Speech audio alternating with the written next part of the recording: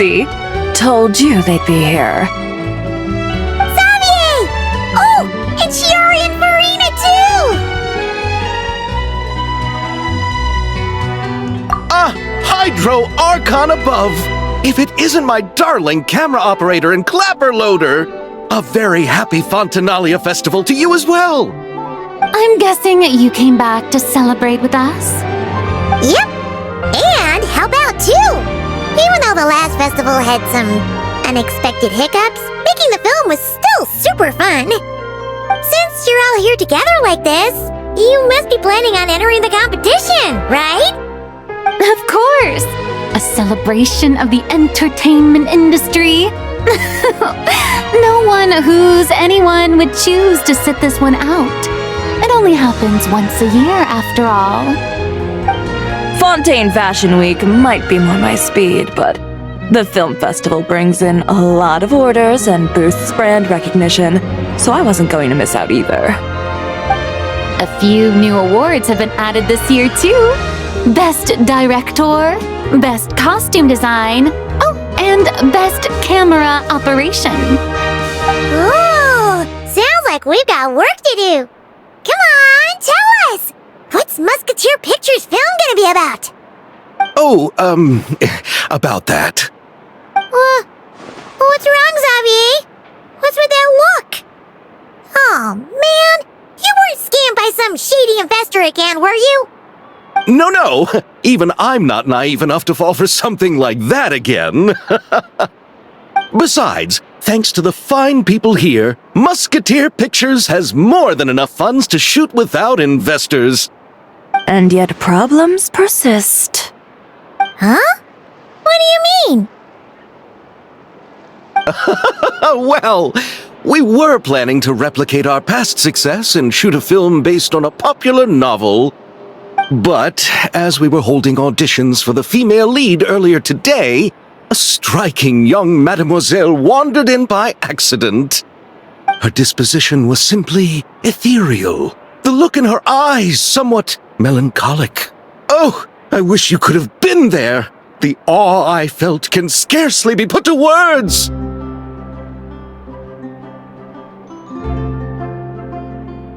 You had to be there, friend. No matter where she stood, it was as if her surroundings, even the air itself, turned into the perfect shot. Guess you found your lead actress, then? No, quite the opposite.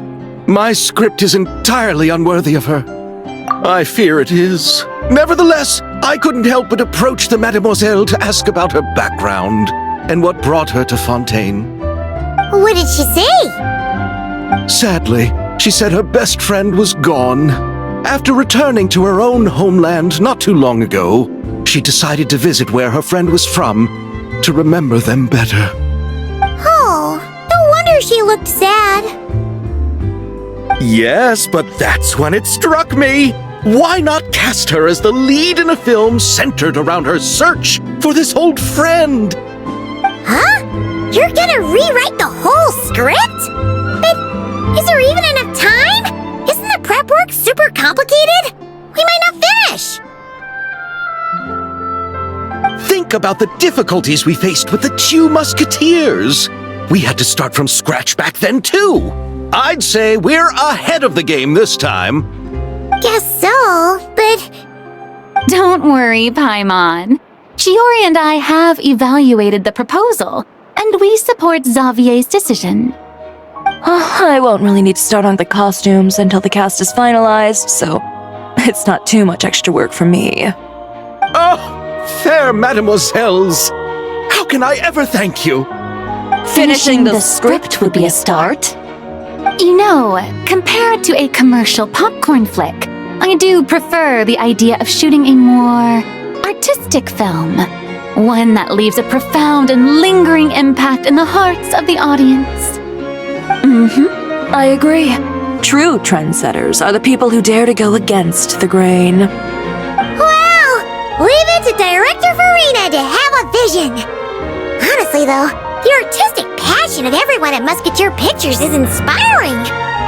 Anyway, now that we've heard so much about this lead actress, Paimon's gotta know who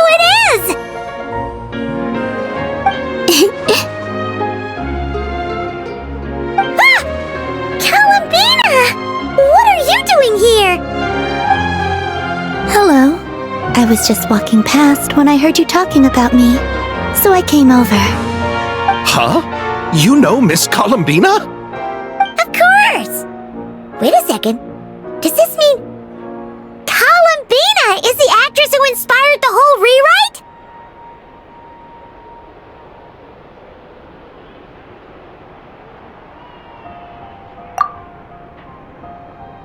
Yeah!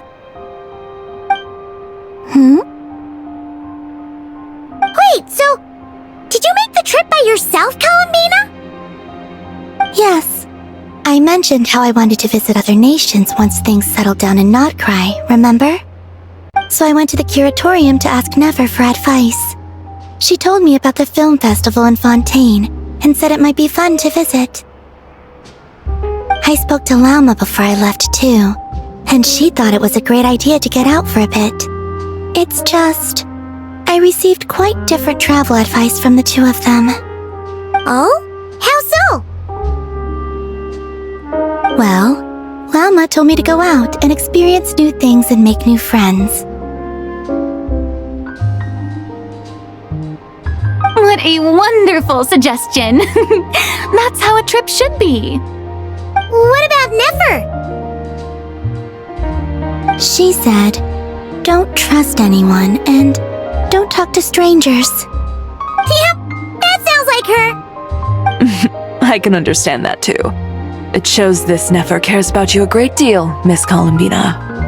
Yes, so I plan on combining their advice. All I need to do is turn strangers into friends, and then I can talk to them. Huh. That kinda makes sense, but also not. Hey, Chiori. Oh, look who's back. Happy Fontinalia Festival, you two. Oh, looks like we have a superstar in our midst. How about an autograph, Big Shot? Ha, very funny.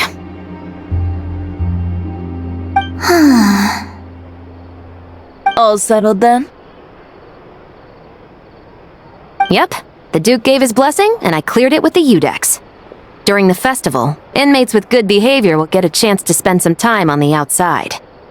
Under the stringent supervision of the Special Patrol, of course. Risley! It's been a while! Happy Fontinalia Festival! Does that mean Veronique and her brother will be at the festival? During a specific window of time, sure. Doesn't hurt to give the inmates something to look forward to.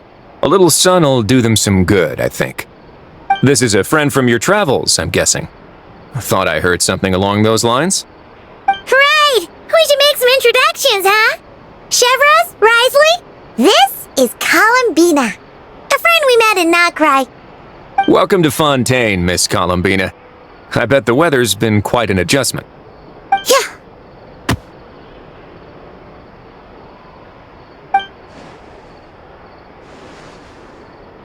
And not the good kind, I take it. No, I quite like it. It's a lot warmer than Notcry. Then what was the punch for? Oh, should I not have done that? The flowers that bloom here are so vibrant, and the people are so kind. I just wanted to become friends as fast as possible. Ah, so that was meant as a gesture of friendship. Is that right, Miss Columbina? Mm-hmm. Isn't that what friends do? Right. Might have been a bit premature in this instance, though. Your friend here is quite the character. Good thing we said something. You weren't seriously gonna go around punching every single person in Fontaine, were you? No, just the ones I wanted to be friends with. That's not... what Paimon's trying to say is maybe keep the punches to a minimum until after you're friends with someone. If you say so. You're quite the character, Miss Columbina. So, are we friends? Of course. Any friend of the Traveler is a friend of mine. Yeah. Oof.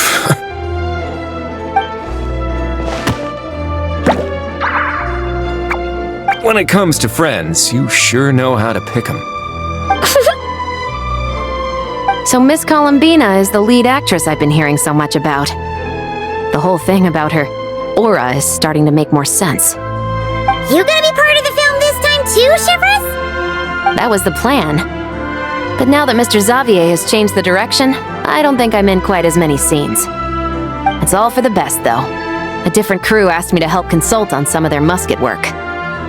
Oh, sounds like our trusty musketeer is as popular as ever. I'm just going where I'm needed. I'm more than willing to help with whatever this production needs as well. Ah, well, speaking of, would you happen to know if there are scenic locations around the court of Fontaine that other crews haven't booked? The festival's pretty popular this year, so there's not a lot left. You might just have to talk it over with the other productions and see if they'll let you squeeze in here and there. I see. Having trouble finding a filming location? Yes, we made a last-minute decision to go down a different route, so the indoor locations we reserved are no longer a good fit. And it looks like all of the best outdoor spots have been taken. You know, I might know a place. Good views, good atmosphere, and no production team has snatched it up. That sounds perfect! Where is it? You want me to reveal it just like that? Come on, let it be a surprise. As much as that sounds riveting, I think we should divide and conquer. You go do that, and Director Farina and I will take Miss Columbina around the city to discuss lighting and styling. Is that all right with you, Miss Columbina? Traveler? Yeah! Everyone here is our friend! So don't worry about a thing and just focus on enjoying your trip. Okay. All right, then the Traveler and I will go check out this potential filming location. It might even give me some inspiration for the new script. I'll leave this to the Duke then. Until later, everyone. Maybe we'll run into each other on set. Okay then. Lead the way, Risley! Paimon's not built for suspense. Let's get this show on the road! Who said anything about roads? Huh?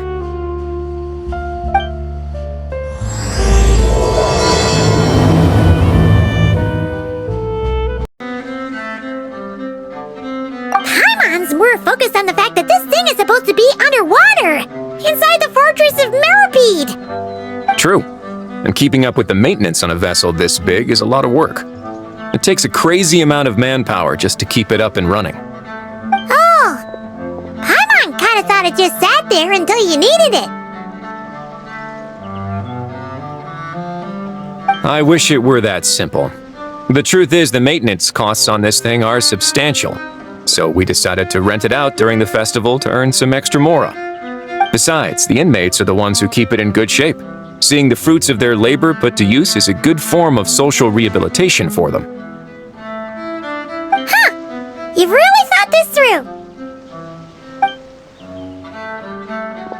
What you think, Xavier? Is this a good place to shoot? Ah, I've got it! Good messieurs and mesdemoiselles, I've got it! Gonna take that as a yes. The beginning is the hardest part, and the opening of this film has been eluding me, but now I know just how it should start. Glad to hear it. Thanks for bringing us here, Risley. Don't thank me just yet. This isn't quite a done deal. Huh? Not a done deal as in someone already rented it out? You said no other production teams had snatched it up! This person isn't affiliated with a production team. The rental fee was high enough to scare off plenty of other film crews, but she didn't blink. Made quite the generous offer, and didn't even attempt to haggle. Do you know what she plans to use it for? I'd like to at least have a rough idea before going in to negotiate. I didn't ask for the details, but I did see what looked like a fishing permit and a business license on her desk. My guess is she's planning on using it for some kind of restaurant or aquarium. A floating restaurant is sure to attract people, but an aquarium sounds cool, too. The views from the ship make it a great spot for a date. The winglet might not be under my command right now, but it's always nice to see her admired. A film is sure to drum up some good publicity as well. I do hope we can work something out with the current captain. Well, guess we should head over and talk things out then. Best of luck.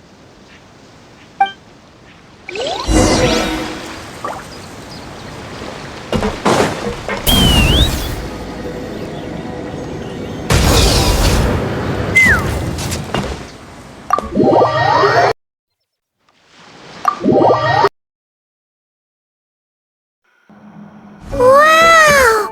The winglet seems even bigger up close. The rooms are so spacious. Wonder who rented it out. Hello? Anyone there? Perhaps the captain had business to attend to elsewhere. But why rent such a massive boat just to have it sit here without even leaving so much as a note? Let's try again. Anyone there? Hello? Seriously? Right now? What is it gonna take to get some decent sleep around here? Is a nap too much to ask for?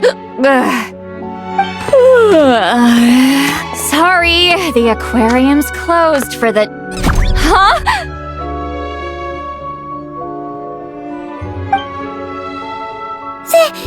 See Lolly? Traveler! Paimon! Hold on!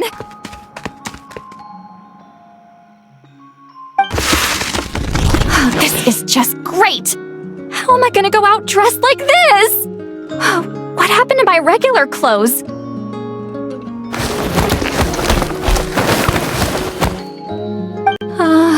The wash! I put them in the wash after I drank too much and fell into the fountain. Oh, this can't be happening! Am I seriously gonna go out like this? Think we might have caught her at a bad time. See Lolly? I don't wanna hear it. Hear what? A single word about what I'm wearing. No comments, none. Is that clear? Oh, yep. Crystal. Huh? You think so? No, wait, I told you not to say anything! What was... Oh, his thoughts. I heard his thoughts. How could I forget about that? Oh, this is so embarrassing. I seemed a little too pleased to get that compliment, didn't I? Wait, the mind reading went both ways. Does that mean the traveler's hearing all this too? Oh, you clearly did! Huh? What did we do? Paimon's not following. Nothing. It's nothing. Let's just move on. Did you need something? You're not here alone, I see. Hello, I'm Xavier, a film director and producer from Fontaine. I meant to introduce myself sooner, I just didn't want to, interrupt. No wonder we ran into each other in Fontaine of all places. You must also be in town for the festival then. That's right. We're helping Xavier with his film. In fact, we were hoping to shoot some scenes on this boat. You're the one who rented it out, right, Seed Lolly? Me? Rent a boat? I wish I had that kind of spare cash floating around. Not to mention the spare time. Don't get the wrong idea, though. I'm not here to sail off into the sunset and live out some cushy retirement life, okay? I'm not that old. Then why you dress like... how did you end up staying aboard the Wingolette? Well, I heard one of my favorite light novels was getting turned into a film, so I came to Fontaine to catch the premiere. Originally, I booked a room near the Opera Epicles, but I'm quite particular about where I sleep these days. I think it's an age thing. And that bed? I just couldn't sleep in it. I tried to find a different hotel, but with the festival, everything was completely booked. Just as I was worried I'd have to sleep under a bridge or something, I happened to spot a help wanted sign on the side of the road. Oh, so you're here to take care of the boat? No, I was hired to man the front desk. The pay is a bit low, but food and drinks are covered. And it includes room and board during the festival. Plus, the job is simple. So I thought I'd give it a shot. Wow! They actually thought you'd be a good fit, huh? What? You don't think I'm cut out for it? All I have to do is tell people the aquarium isn't open yet. Other than that, I'm free to do whatever I want. It's a pretty sweet gig. That's all? Yeah, I was also kinda shocked. But it's not a lie. Head downstairs and see for yourselves. There's nothing but empty tanks. Not a marine animal in sight. Did your boss mention anything about being open to film crews using this space? Our production was hoping to film on the deck for a few scenes. No. That never came up. You could just ask her. Oh, she's around? What kind of person is she? We should know what we're heading into. She's nice enough, I suppose. Pretty reasonable, too. Even offered for me to move to a bigger cabin if I was too cramped. Back at the Masters of the Night Wind, I'm used to being the one giving orders. But working under her doesn't feel like being bossed around. She seems to respect what I think. Wow, she sounds like a great boss. She did tell me she'd rather not be disturbed, though. She's been working on an important project, so I'd keep it brief. Got it. Thanks for the heads up. All right, the captain's quarters are this way. I can take... Wait. But I'm wearing... whatever. I doubt she'll care. Just follow me.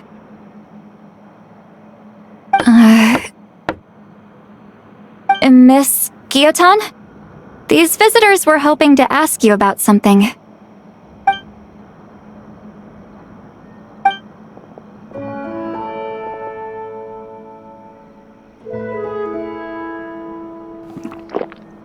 I thought I said to limit the interruptions. Just tell them the aquarium is still...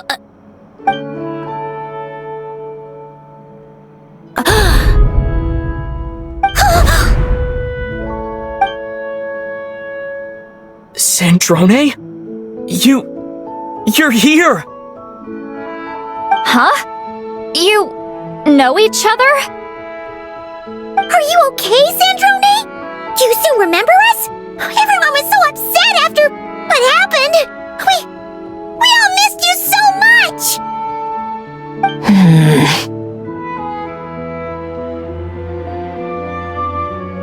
Miss Seat Lolly, why don't you escort this gentleman to the reception area for a cup of tea?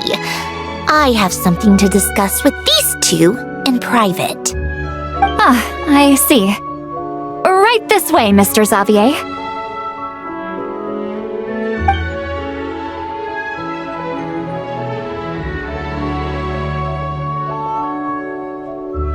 Sandrone? I really can't go anywhere without running into you two, can I? Are you okay? During the battle, your core... It was... Destroyed by that bastard Dottore. That's right. But as you can see, I'm fine now. No major issues. Or at least, there shouldn't be. Oh, what a relief! Oh, why didn't you tell us sooner? Now that I have the chance, I just want to say... Thank you for saving me. Huh? Don't get the wrong idea. I only saved you so we could complete that formula and defeat Dottore once and for all. Even if he did crawl back from the grave to make us all miserable again. That doesn't matter. You're still a hero. All right. But it wasn't just me. All I did was lend my brilliant mind to the cause and take care of one part of the plan.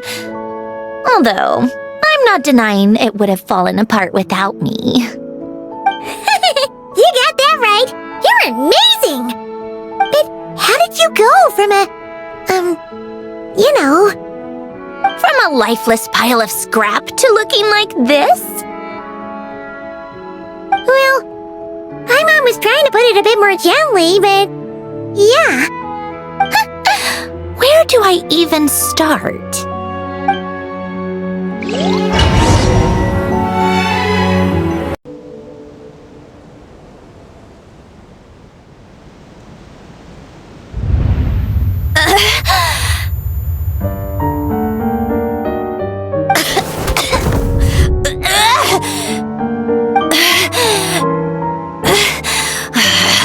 Curse it all! Where am I? Did we do it? How much time has passed? I'm not in one of that lunatic's experimental labs, am I? Wait, Fontinalia decor. Books from the Research Institute. Phew. One thing at a time. Initiate self-diagnostics. Assess the extent of the damage. Cut power to compromised, non-essential components. Then reconstruct available action modules. Severe damage to the core. Dottore, you bastard. Polonia?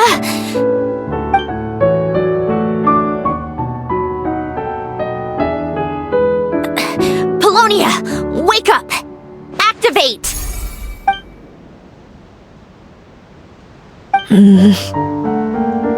You're in even worse shape than me.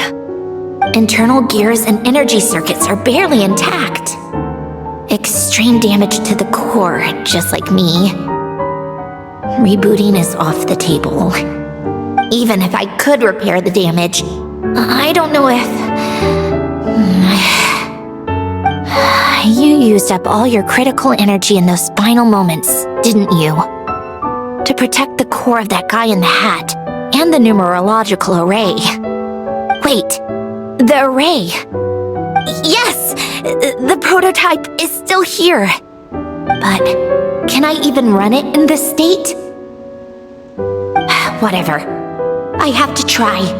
I just need to confirm one thing. Activate the numerological array. Connect the computing core to my body. Just like I thought. It needs too much computing power.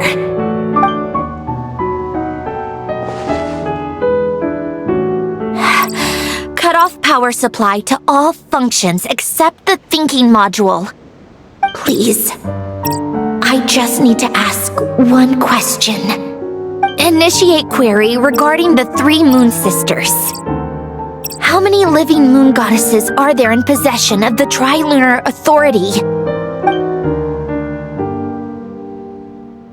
1. It worked. You did it, Columbina. You made it back. But how did I survive? The self-diagnostics showed damage severe enough to shut me down for good. What triggered the reboot? A built-in message?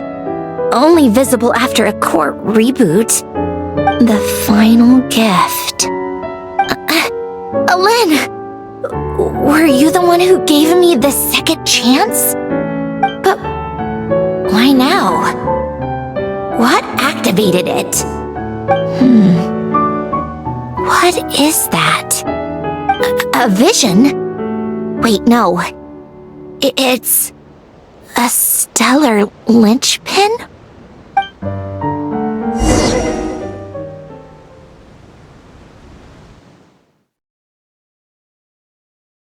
Stellar linchpin?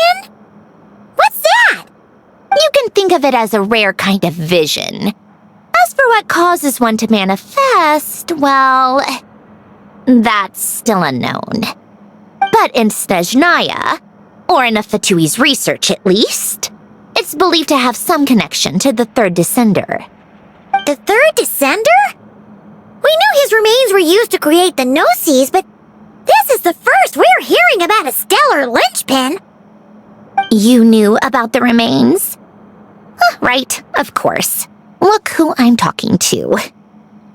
Yes, the heavenly principles used the remains of the third descender to create the seven Gnosis as a means to consolidate the Archon system.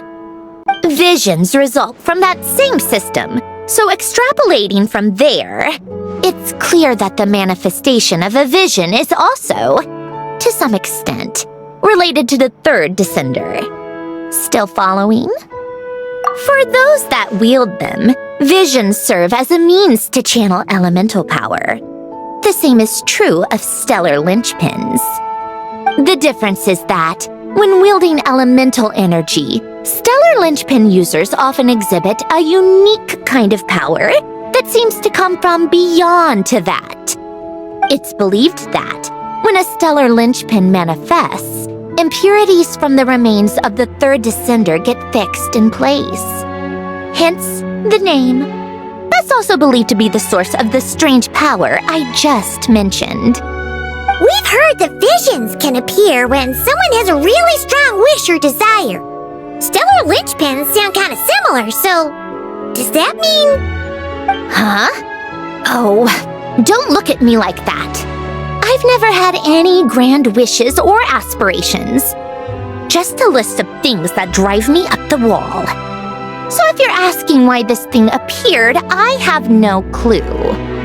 All I know is that without it, the gift Alen left me, this built-in second chance, never would have triggered. The damage to my core was too severe. But thanks to the stellar linchpin's manifestation, it did trigger, and after my core rebooted, I was able to repair the damage to my body. I also managed to import the numerological array, along with some of Polonia's surviving algorithms, into this form. Wait, does that mean Polonia is... Yes. Unfortunately, Polonia is... beyond repair. Oh, we're so sorry to hear that. But you also mentioned something about a final gift? Yes. Alen often spoke to me about wishes and desires when he was alive. I suppose he thought there might come a day when I wished for something, and was willing to sacrifice my own life to fulfill it. So he left me a chance to start over. No, never. Alen once said I was his proudest masterpiece. That might sound boastful coming from me, but it's also an undeniable fact. After Alen died, I started studying how Polonia and I worked. Polonia is essentially a computational machine, so it wasn't difficult to figure out the mechanical principles there.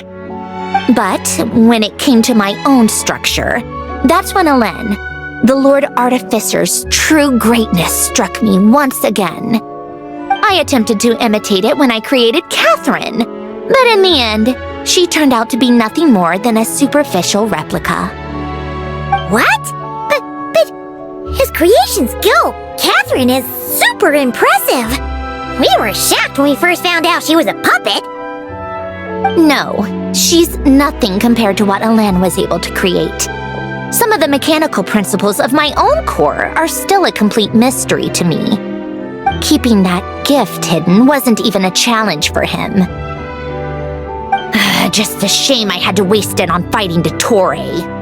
I just couldn't stand the thought of him coming out on top. If you put it that way, the world owes me a whole lot then, doesn't it? Wait, but all this still doesn't explain what you're doing here. Risley said you rented the ship and even had some kind of fishing permit? That's because I'm trying to go back to the place Alen and I lived when he was alive. My former home, I suppose you could say. The second chance wasn't the only part of the gift. According to the message, Alen left me a few other things that are stored in the house we shared together. I'm hoping that whatever he left me can help fix certain anomalies in my rebooted core. And help me understand why I received a stellar linchpin in the first place. Okay, so go back then. What does that have to do with fishing? And to think I'm talking to the saviors of Fontaine. Did you forget that the water levels have been rising for centuries? I can't just go back to the place I used to live because now it's underwater. Oh, right. With the rising water levels and changes in terrain, it's not just a matter of finding where it is, but also clearing away any sediment or debris. But Fontaine law prohibits unauthorized individuals and organizations from excavating underwater ruins. A Melazine caught me the minute I even made an attempt. Why not apply for authorization then? And face the endless slog of Fontanian bureaucracy. No thanks. Besides, I'm a Fatui harbinger. The diplomatic implications alone would be enough to give the gestionnaires at the Palais Mermonia a headache. A fishing permit, on the other hand, isn't difficult to obtain at all. Minimal paperwork required, and under the name Guillotin, the application was a cinch. So you're exploiting a legal loophole? Am I? That underwater home belongs to me. If I happen to chance upon it while doing some fishing, what's the issue with that? Of course, I do have to catch some fish to put in the aquarium, just in case the gestionnaires come to check up on things. That's also the reason I hired someone to man the front desk. Huh? But isn't that kind of a waste? You went to all the trouble of getting a business license and rented out this giant ship, just for show? If you want to run an aquarium that bad, be my guest. Use the facilities however you want. I'm certainly not going to stop you. All I want is to go back home and see what other gifts Alen wanted me to inherit. Hold on. Enough about me. What are you two even doing here?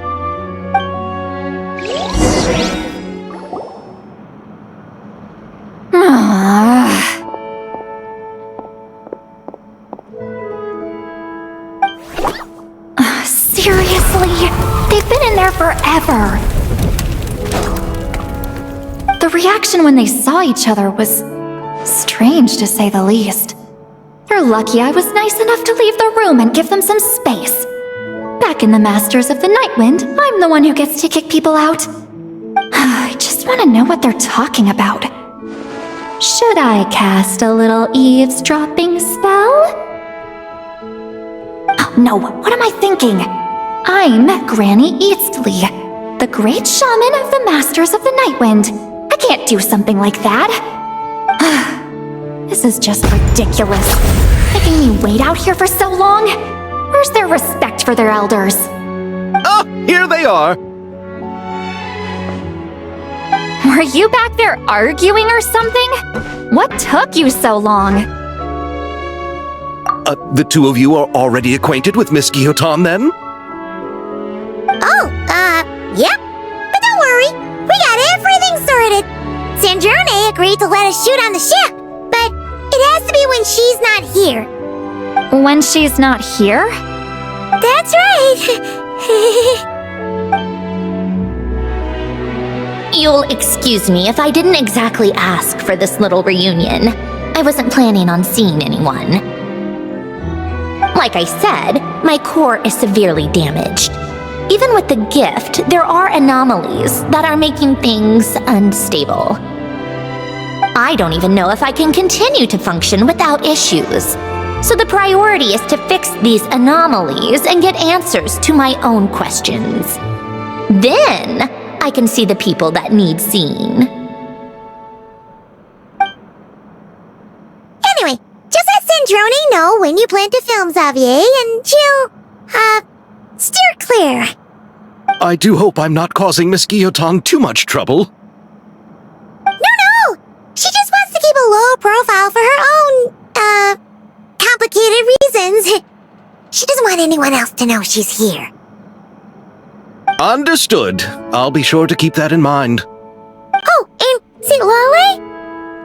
Huh? You mean Miss Guillotin? What does she want? Oh, please don't let it be about the pajamas. What? The seventh of the Fatui Harbingers? Why are you telling me all this? I asked the Traveler about you, and I've decided it's best to be open in this instance. I can understand if you would rather not work for a Harbinger. Regardless, the room on the ship is yours to keep. You're an acquaintance of the Traveler, and I plan to honor that. Wait, she's actually nice? It's not a problem. The captain also worked for the Fatui, and he helped Natlan a great deal. We know that there are good people among your ranks. Besides, I've been around long enough to know what it means to earn one's keep. This isn't Natlan, and I don't expect special treatment. Besides, sitting at a desk isn't exactly back-breaking work. I appreciate that perspective. Together? How often? Not too often. We're heading out in a bit, but I'll be available if you need something. You couldn't, go alone? I wanted to, but he was concerned about my physical well-being. So he offered to come with. Guess my mental well-being means nothing then. Huh?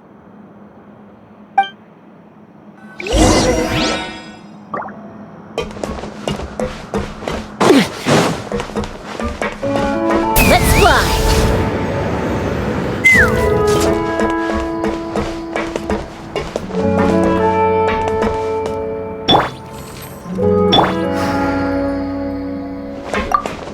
Miss Guillotin is so generous. We talked it over and she agreed to let our crew come over and do some test shots while you two are out.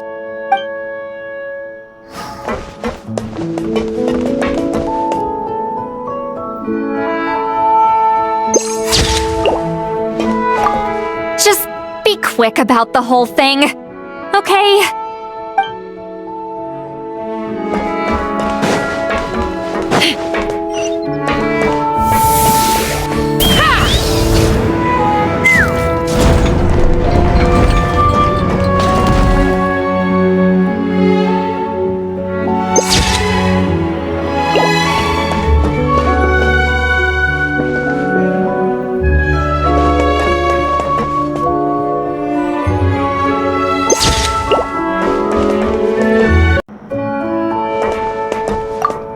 All right.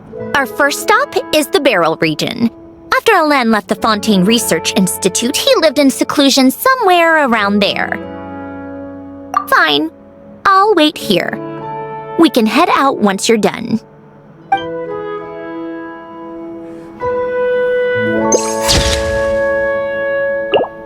All right.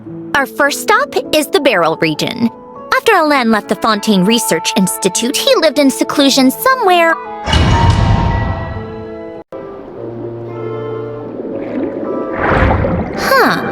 This place has changed a lot. Guess I really have been gone for a long time. Let's look around and see what we can learn. Oh, and don't forget to catch a few to take back. We need to keep up appearances, remember?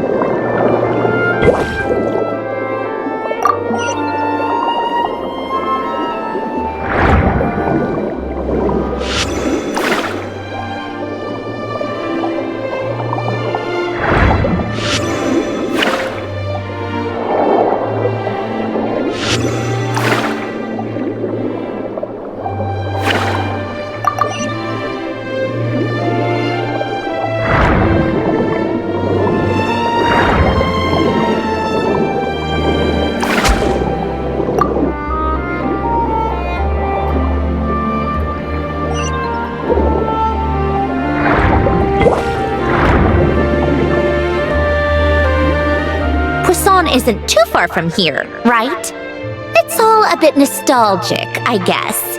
Back when I lived here, all this was still above water. All right, I have a general understanding of the terrain changes and sediment accumulation. We can stop here for now.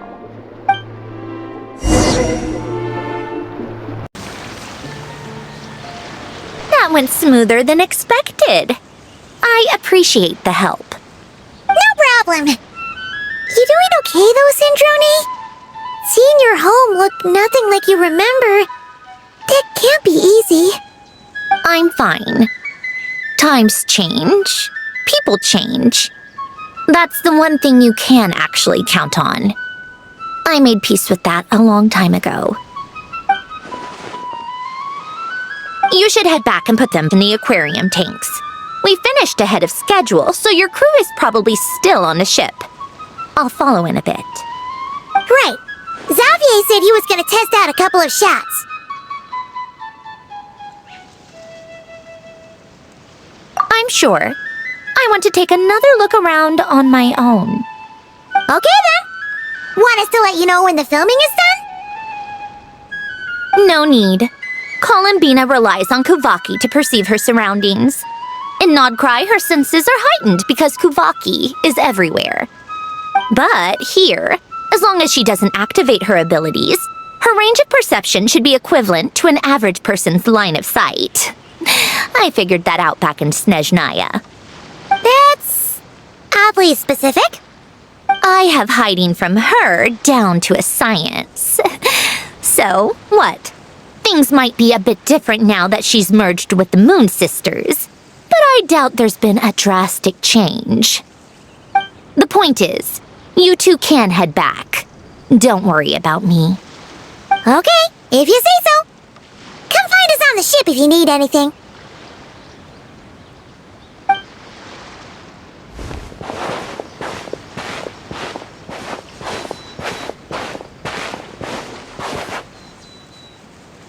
What did you leave for me, Ellen?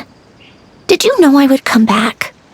Or did you make it so I would have to?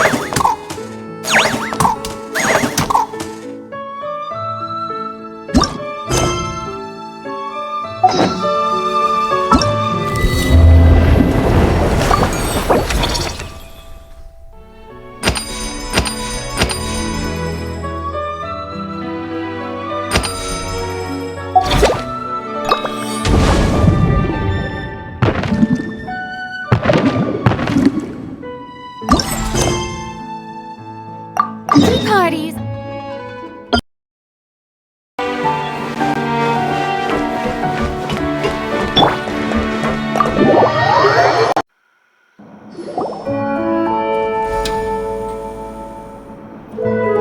Xavier, we're back! Shh! Quiet on set! They're filming over there. Oops, sorry.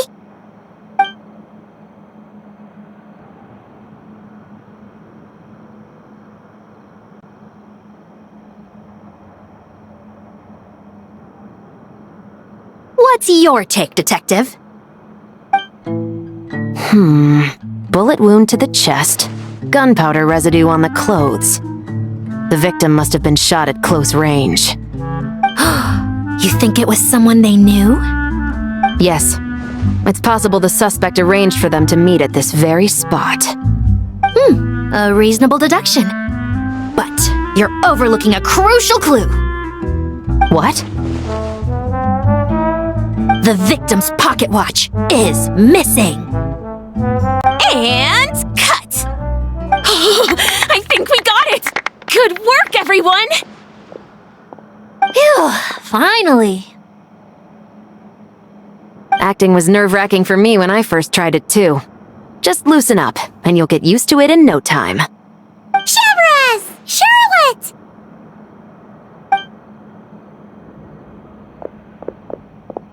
Oh, hello there, you two! You're filming here too? Oh, so Charlotte's crew must have been the one that asked you to help out, huh, Severus? Yep, they heard about a potential filming location and wanted to come check it out. But when we got here, your crew had already beaten us to it.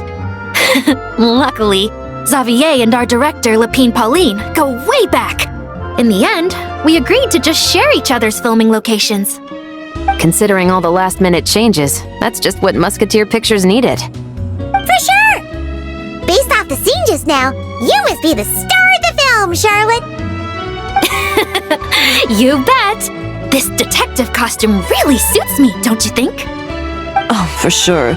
You're already right at home lurking in the shadows taking pictures of this and that. Add a notepad and you're practically method. Thanks, Miss Chiori. I appreciate the compliment. That didn't sound much like a compliment to Paimon. So this is a film set? It looks like a very happy place. This must all be quite new to you, Miss Columbina. Yes. I watched a few films with a friend once, but she thought there was no point if I wouldn't open my eyes, so she stopped inviting me. Looks like I missed out on a lot.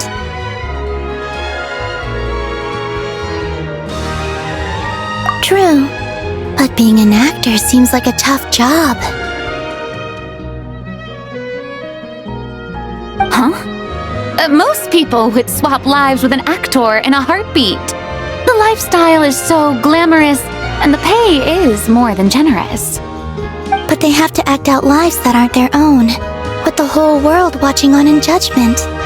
If they don't do it justice, it must feel like they're letting people down. That's exactly how it feels. This young lady has quite the unique perspective. Well, that's true. But these actors are here because they want to be and they think it's fun. Most of them, at least. Not to mention, the film we're shooting is based entirely on you, Miss Columbina. You just need to be true to yourself. I don't have to pretend to be someone I'm not?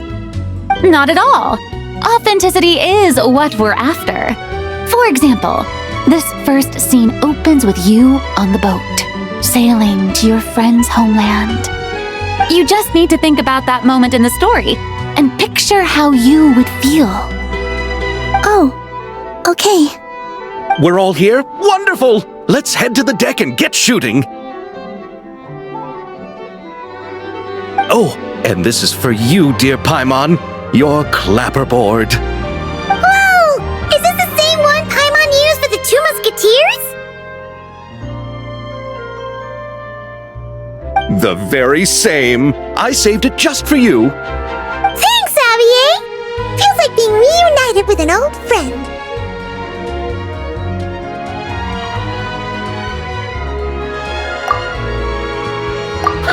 Of course!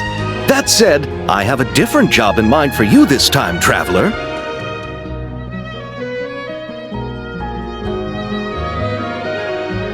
Our film is focusing on a single protagonist, so conveying the subtle changes in her state of mind is of the utmost importance.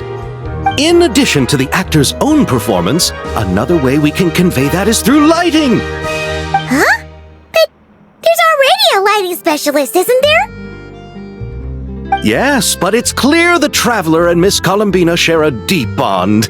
You might have a better chance of understanding her frame of mind in certain scenes. Oh, that makes sense. So, what do you say? Willing to take on the role of lighting specialist? Then we'll combine them! You can be the chief lighting and camera specialist! Ha ha! It's settled!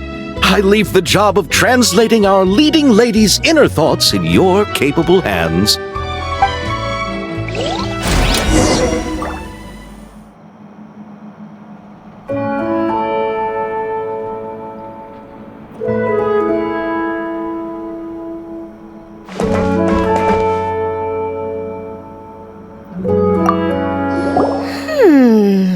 Seeing all the sets in place, things are looking even better than I expected.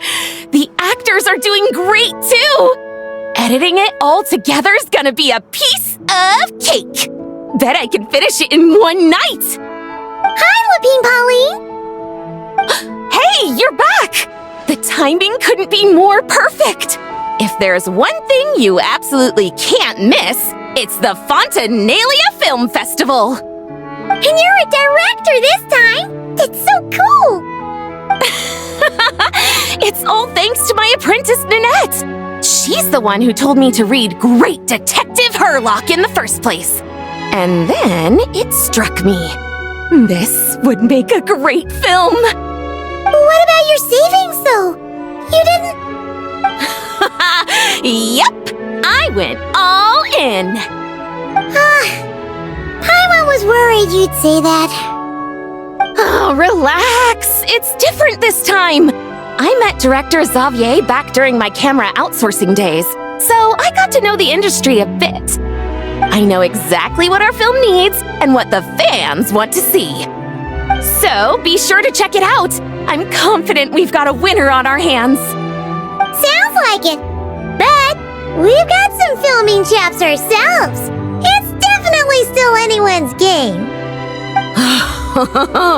Then may the best film win.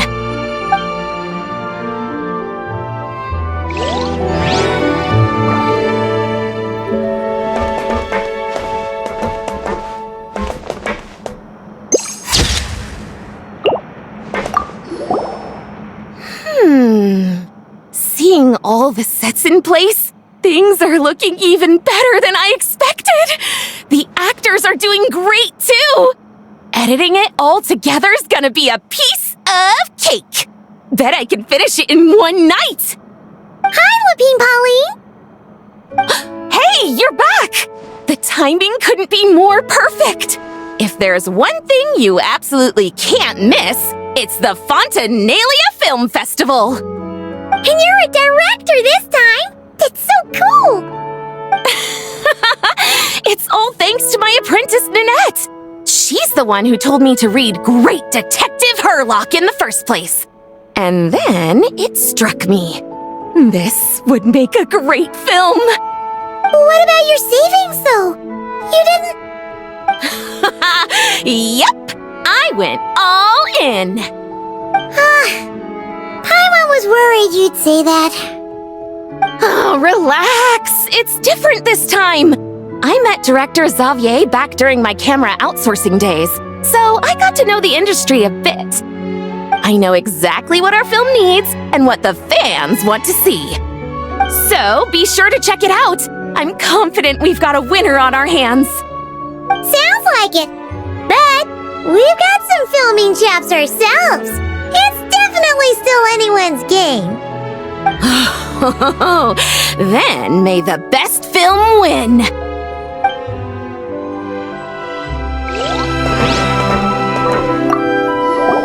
Oh, I didn't expect to run into you two on set. Happy Fontinalia Festival! Nice acting back there, Charlotte. Thanks! I'm, usually the one behind the camera, so it's actually pretty nerve-wracking being the center of all that attention. But I've known Miss Lapine Pauline for quite some time, so we work really well together. Miss Lapine Pauline prefers to assign roles based on our own personalities. She'll even adjust the script to make it a better fit. The scene from earlier was just me and Chevras, but Navia and Emily are also going to be taking part. Ooh, that's quite the lineup. Your film's leading lady also seems like quite the score. Just on first impressions alone, it's clear she's someone special. Guess we'll just have to wait and see who wins Best Picture and gets to go home with the Farina Award. I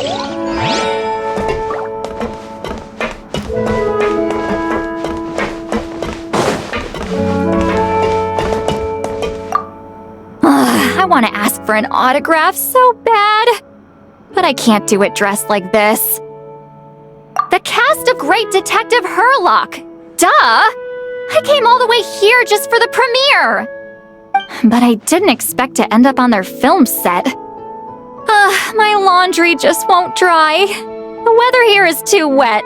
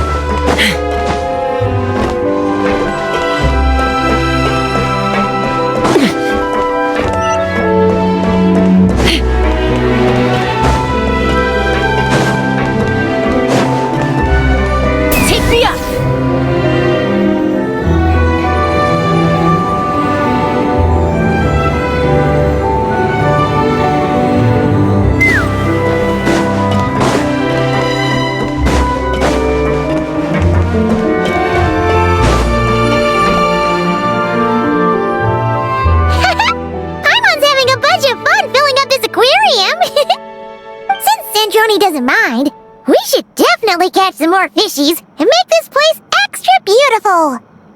Hey, you two. Come over here. Huh? Is everything all right? Here. This is for you. What is it? It's an underwater mobility device I've been working on. Huh? Wow! That's so kind of you, Sandrone. It's just a simple mechanical device. I saw the way you were catching fish and... how should I put this? It seemed somewhat... unsophisticated. To be perfectly frank, I found it quite difficult to watch. Was it really that bad? It was inefficient, unskilled, and completely and utterly inelegant. No need to apologize. Everyone has their own ways of doing things.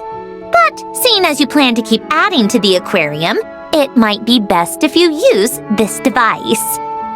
The waters of Fontaine are home to more than just harmless ornamental fish. There are plenty of predators who could do you some real harm. This device will not only help you fish, it'll also help you flee. All right. Oh, and if you're going for a swim, go now. And don't forget to tell me what you think of the device. I can always make more adjustments if you have any feedback.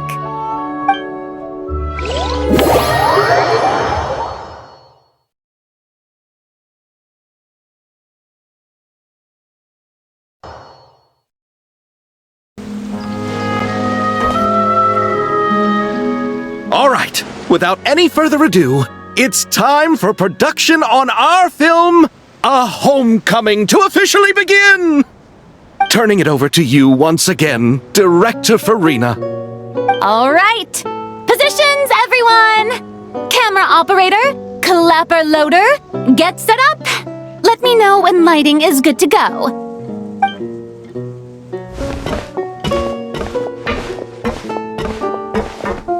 All you need to worry about, Miss Columbina, is hitting your mark. Other than that, just focus on immersing yourself in the emotions of the moment.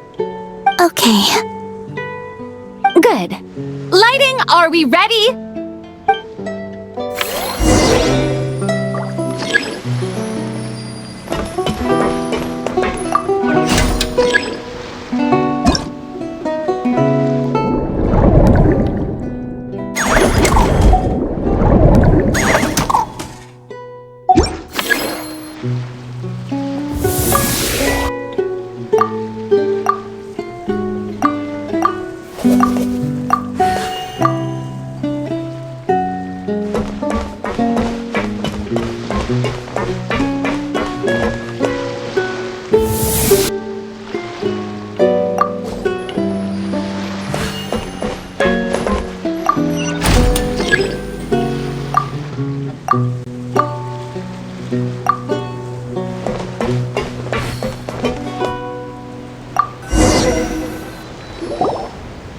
Ready.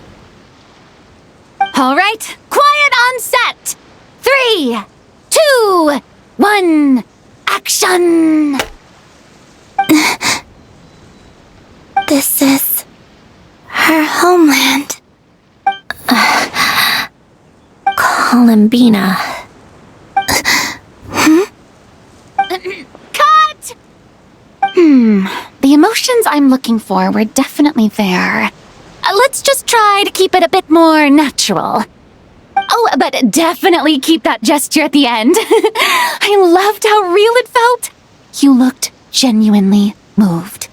All right, if you're ready, let's go for another take. Miss Columbina? That presence. It kind of felt like Sandrone?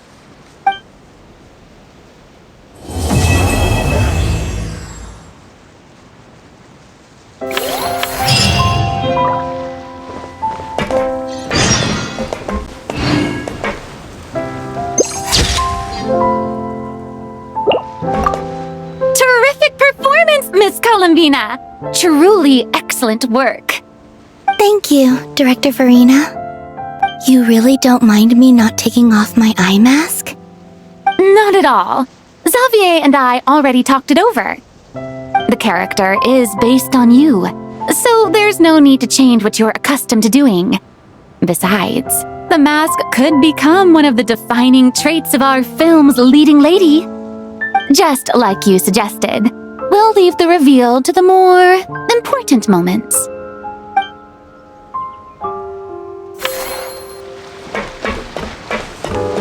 Take me up!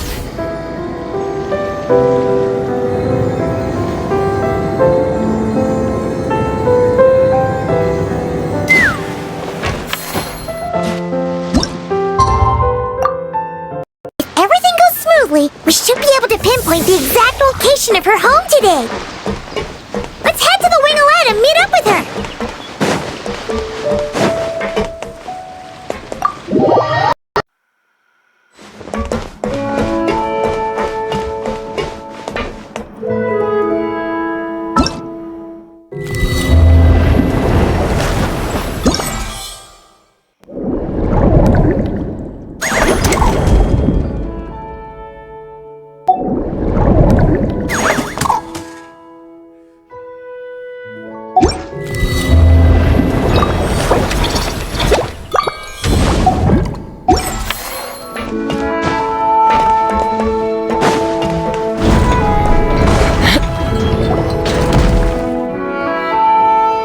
You're here. We should get going then. Xavier and the others should be filming soon. How's it going? Have you managed to figure out the location of your home yet? I've narrowed down a few potential locations. We just need to take a sample from each one. Once the equipment analyzes them, we should know the exact location and where to find the entrance. Great! We should get started then.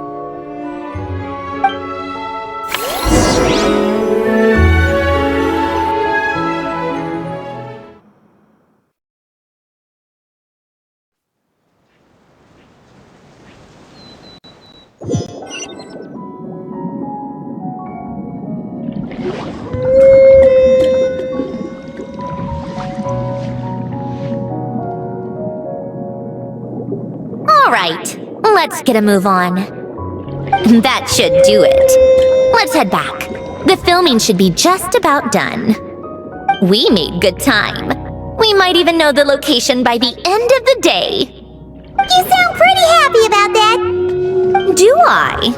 I suppose I've just had enough of these anomalies I've been dealing with. The sooner I can fix them, the better. Anyway, enough chit-chat. We have work to do. Oh, but let's head in through the side door. I don't want to run into the crew on the deck.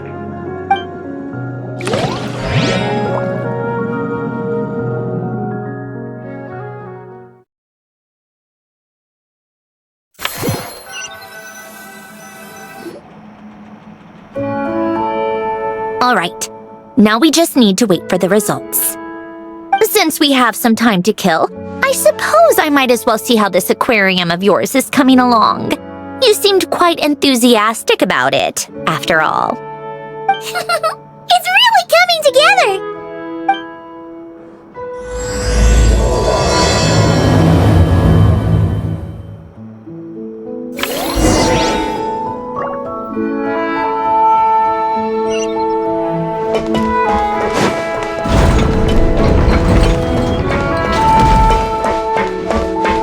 Let's fly!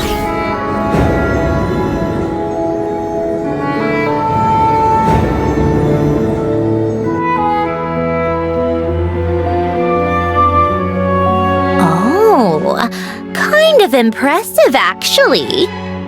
These must be the ones we caught the first time we went underwater. Like it? It's fine, I guess. Nothing special. Come on! It sounded like you really liked it just now!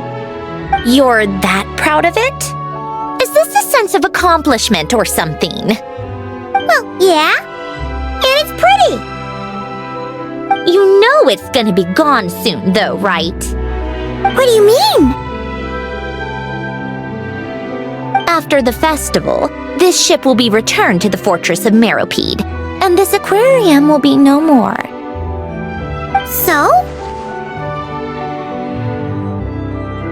So, no matter how much work you put into this place, once the festival is over, it's all just going to disappear. But not making the most of it when we have the chance is an even bigger waste! But if you know it's all going to be gone one day, why even bother? Well, because... Because you still get to keep the things you gain along the way. And those are things that can never be replaced. Doesn't that make losing them even harder? Well, if you put it like that... But the happy memories we make along the way last forever! You just have to take a more... glass-half-full perspective. Not to mention, everything we do here is gonna be on film, so... it'll still live on in some shape or form. And when you look back on it, only happy memories will come to mind? Exactly! So it's about finding joy in the process itself. Traveler! You're back already? What's wrong with that? You say that like it's terrible news or something. How did you get here? I didn't see you on the deck. Oh, never mind. We need to help Miss Guillotin hide ASAP. The crew is heading over here to shoot any second. What? They should be done by now. There was a mishap earlier that cost them some time. I was waiting on deck so I could warn you the minute you showed up. Anyway, you should head back to the captain's cabin right away. They're gonna be here any minute now. Finally! That's a wrap for the scenes on the deck. Wouldn't have taken half as long if the wind hadn't snapped our equipment in two. Uh-oh! Too late! Change of plans then. You'll just have to hide. Hide? And where exactly am I supposed to do that? Oh! There's a box over there! You can get in that! Huh? You expect me to... Do I need my makeup done for the next scene too? For the love of... Let me see. Maybe just a quick touch-up. Huh? Traveler and Paimon? What are you doing here? I thought you took the day off to take care of something. Huh? Oh, well, it didn't take us we were expecting, so we came back early. What about you guys? You're still not done shooting for the day? No, we ran into an issue that, set us back. It meant Miss Charlotte's crew wasn't able to wrap either. We both still have scenes to shoot in this aquarium. Oh, that's not ideal. For several reasons. Let us help then. The sooner we wrap, the sooner everyone can get some rest. All right. Thanks, you two. Miss Charlotte's crew can go first then. If I'm not mistaken, you still have a night shoot later. Thanks, Director Farina! Of course. Fellow artists should help each other out where we can. Agreed. Well then, camera, lights, get set up. Actors, give your lines a quick once-over. Let's try to get this in one take.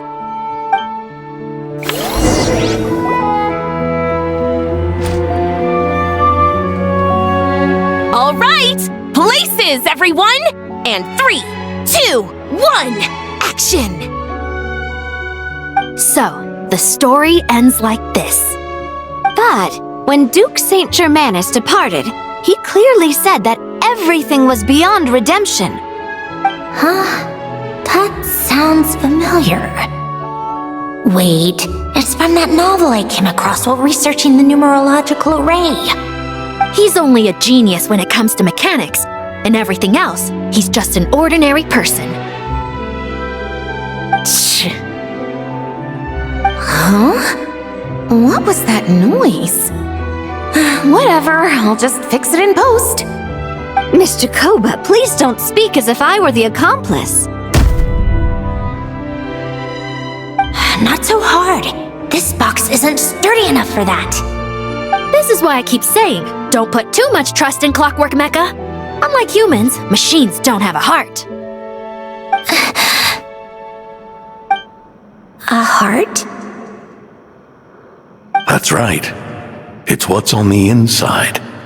It's also referred to as someone's soul, or likened to free will. You can think of it as a person's core, what makes them unique. In general, though, people don't believe machines are capable of having a soul. You said my emotion module was faultless. It is, but that's not quite the same thing. Do you think I have one then? A heart? I don't think so. I know so. The question is, do you recognize it within yourself?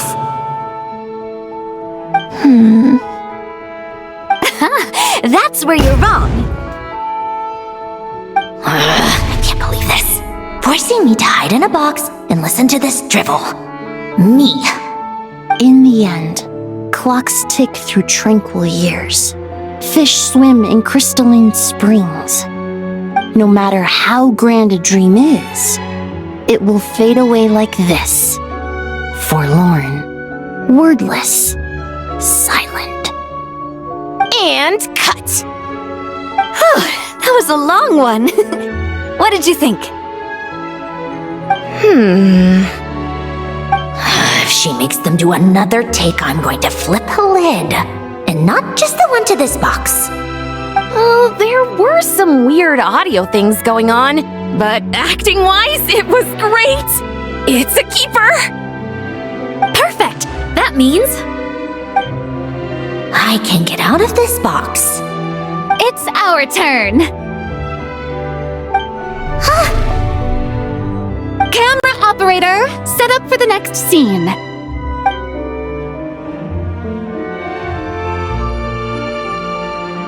In this one, our protagonist peruses an aquarium in a foreign land and gets swept up in memories of her friend. So, in terms of lighting, that's the vibe we're going for. Got that? Shoot, Paimon thought there'd be a break and Sandrone could slip away. What are we gonna do now? break a leg. Yep, we're headed off to shoot our next scene.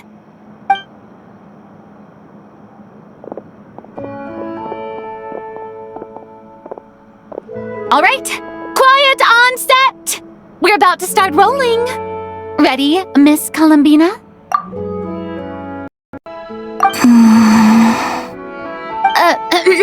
Miss Columbina? I think she would like this. Quick, we should roll on this. It doesn't forage with the others, or prey upon its smaller kin. Instead, it remains where it is, cradled in the coral's quiet beauty, as though the raging cyclones above are of no consequence. And yet, she still stood before the cyclone in the end. So I think that story has it wrong. She is no different than us. She has a heart. Columbina.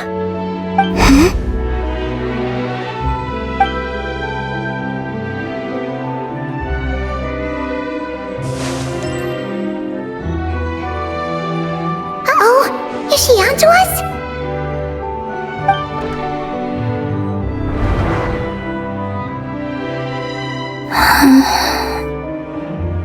What is she doing? Cut! You okay, Columbina?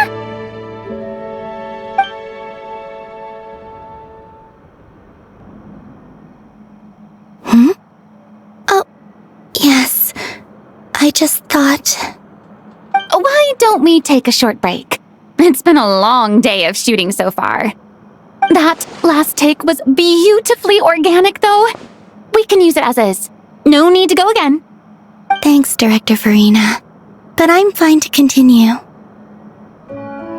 You're sure? In that case, let's shoot some quick B-roll. Then we can move to our next outdoor scene.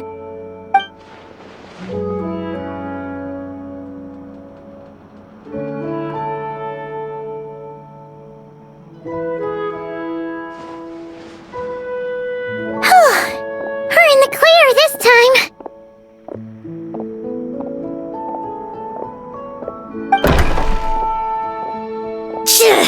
Ugh! Absolutely suffocating. You okay, Sandrone?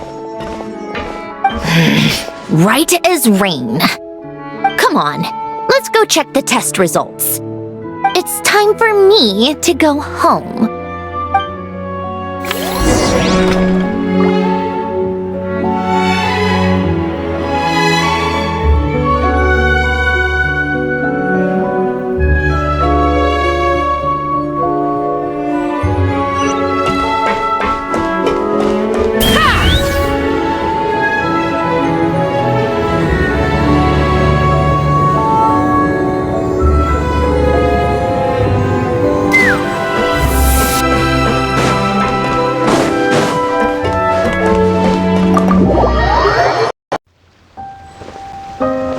Let's fly!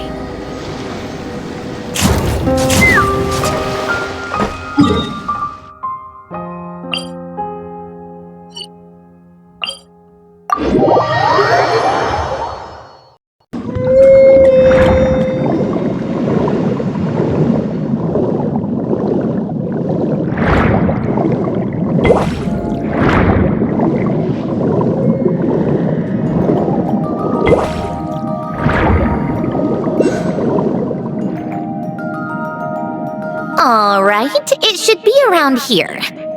Give me some space. I'll activate the water insulating mechanism.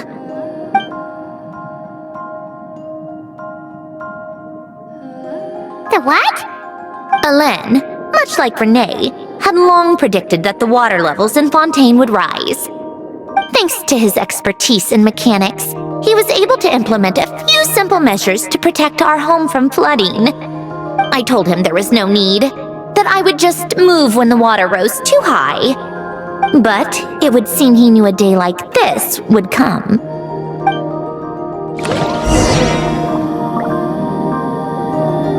All right, the silt has been cleared away.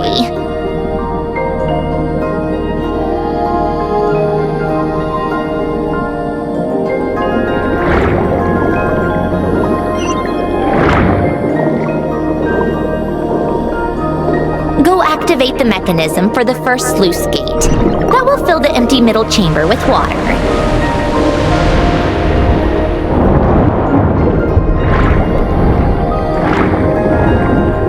Alright, now turn on the drainage mechanism in front of the second sluice gate, and this chamber will become empty once again.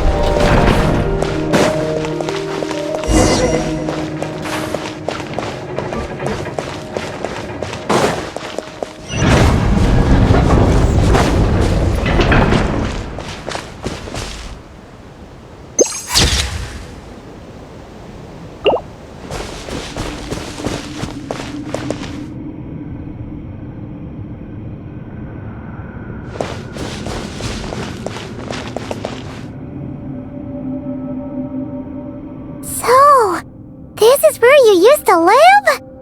It's beautiful!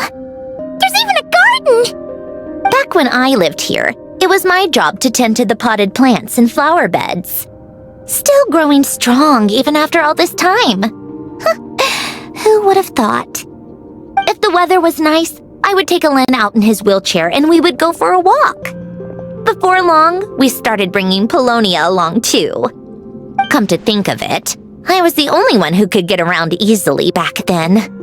Polonia always got stuck at some point, and it was up to me to launch a rescue mission. Happy? I suppose they were. Uneventful, but pleasant. Repetitive, but peaceful. It was like living in a world where time didn't exist. Of course, that was all just an illusion. Death still awaits all of us at the end. Oh. All right, enough standing around. Let's head inside.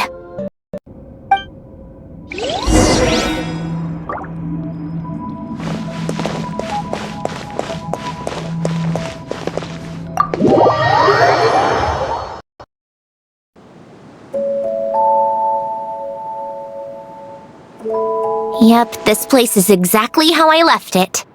Nothing has changed. What is it? Huh? How did you get... Oh, Arlecchino gave it to you, didn't she? And you... read the whole thing. Just so you know, a lot of that was written a long time ago. At that very desk, to be exact. Anyway, since you've already read it, you should just hold on to it.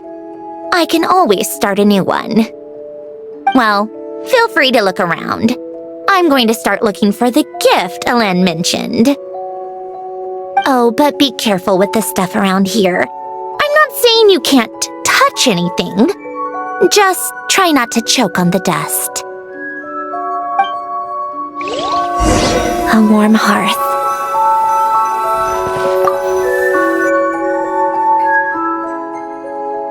Oh, I played with these when I was little. During the first few months after I was created, I mean. At first, Alen and I would play together, but it didn't take long for me to become unbeatable. So, Polonia and I played together instead. Yeah, these don't look like Paimon's kind of games. Logic and math puzzles? Those happen to be my specialty. It's been so long. What do you say? Should we play a few rounds? Let's go with this one. The gears on the left are stacked from largest to smallest. The goal is to move them to the other side in the fewest number of moves. Just remember, you can't stack a bigger gear on top of a smaller one.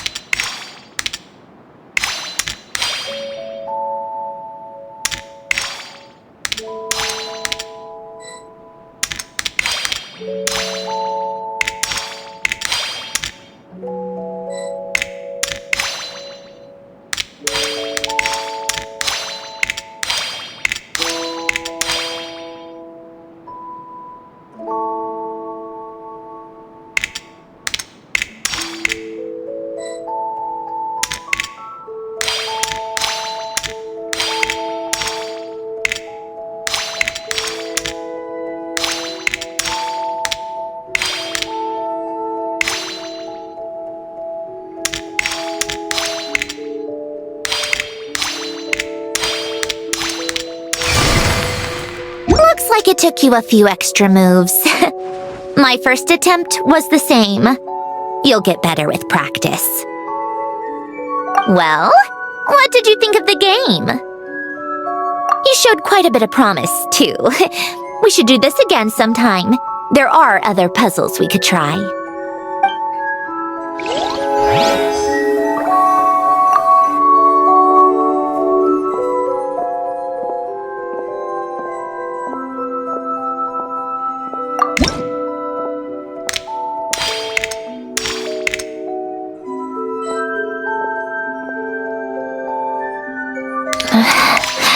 Polonia.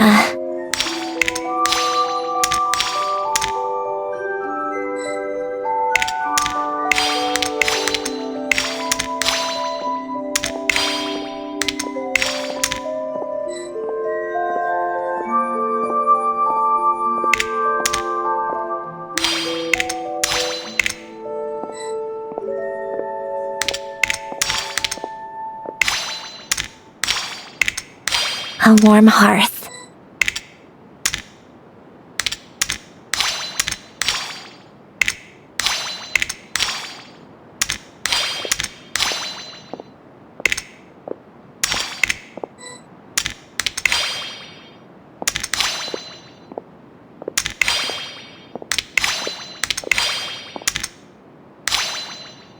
Old notes.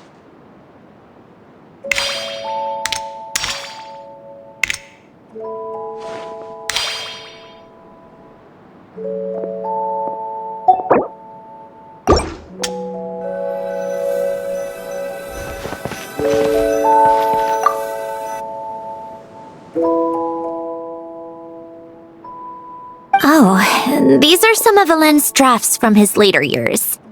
Just casual doodles, really. And these are just some unimportant letters. I couldn't be bothered to sort through them before I left.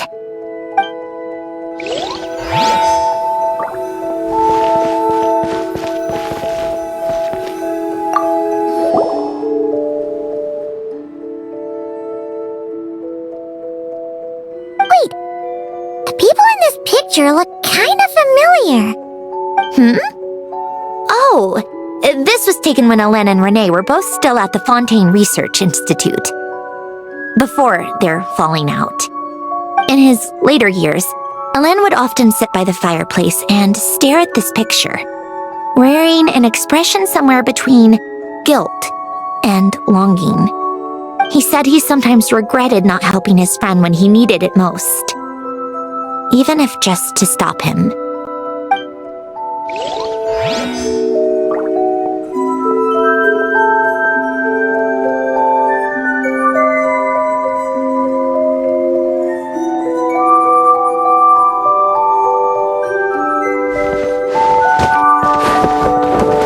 Old notes.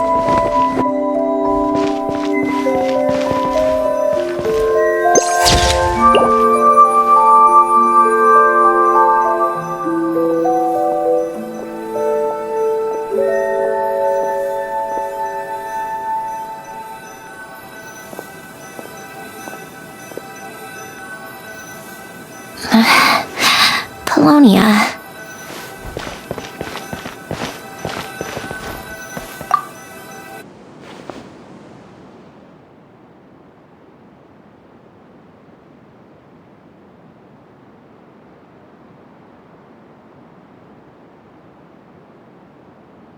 This was Alain's workbench. Later on, of course, it became mine. It's where both Polonia and I were brought to life. Before Alain was bedbound, This is where he would teach me about mechanics. I would sit and listen, chiming in with questions here and there.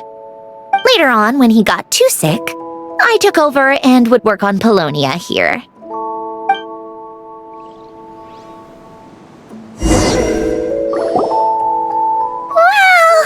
This house is filled with so many memories! It's so cozy and charming! You should have seen it at its prime, when people actually lived here. A lit fireplace, a steaming cup of coffee. That's the real deal. You know, we also used to have a mechanical piano that Alen built. Ooh! How chic! Alen never played it much. He probably wasn't able to at that point. But I managed to teach myself. Music theory is essentially math after all. Once you learn the patterns, it's not really that difficult. I loved perusing Alen's collection of classical music. The chords and harmonies felt like individual mathematical puzzles. It was fascinating, so I did some composing as well. But as Alen continued to deteriorate, even the sound of music began to grate on his nerves. So I got rid of the piano. Aww. Back then, I assumed a piano was like an ordinary clothing rack, commonplace in every home and easily replaceable. It was only after I left that I realized how hard a good piano is to find. Enough about that. Alen's gift should be just in here. The only things undisturbed before I left were a few of his personal belongings.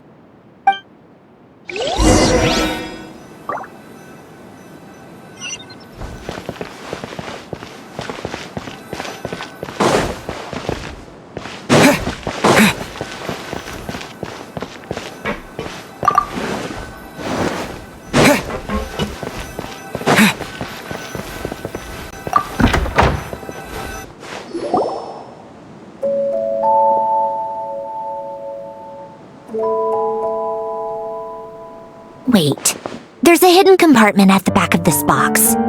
Looks like it's locked with some kind of gear mechanism. Knowing you, Alen, I'm guessing it goes like this, then like this. Got it. Am I a genius or what? Let's see here. A box?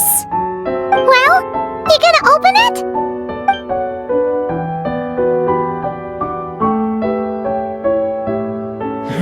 It's heavier than I was expecting. Just how much stuff is in here?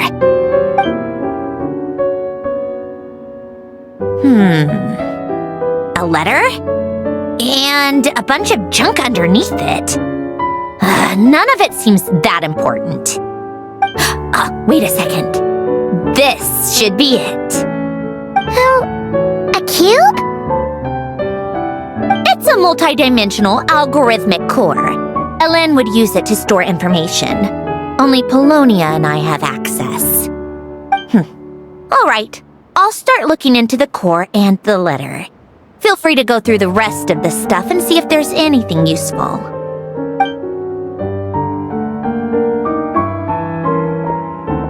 Okay. Hold on. There's another picture in here. This one has writing on the back. A snapshot of you playing among the plants shortly after you were born.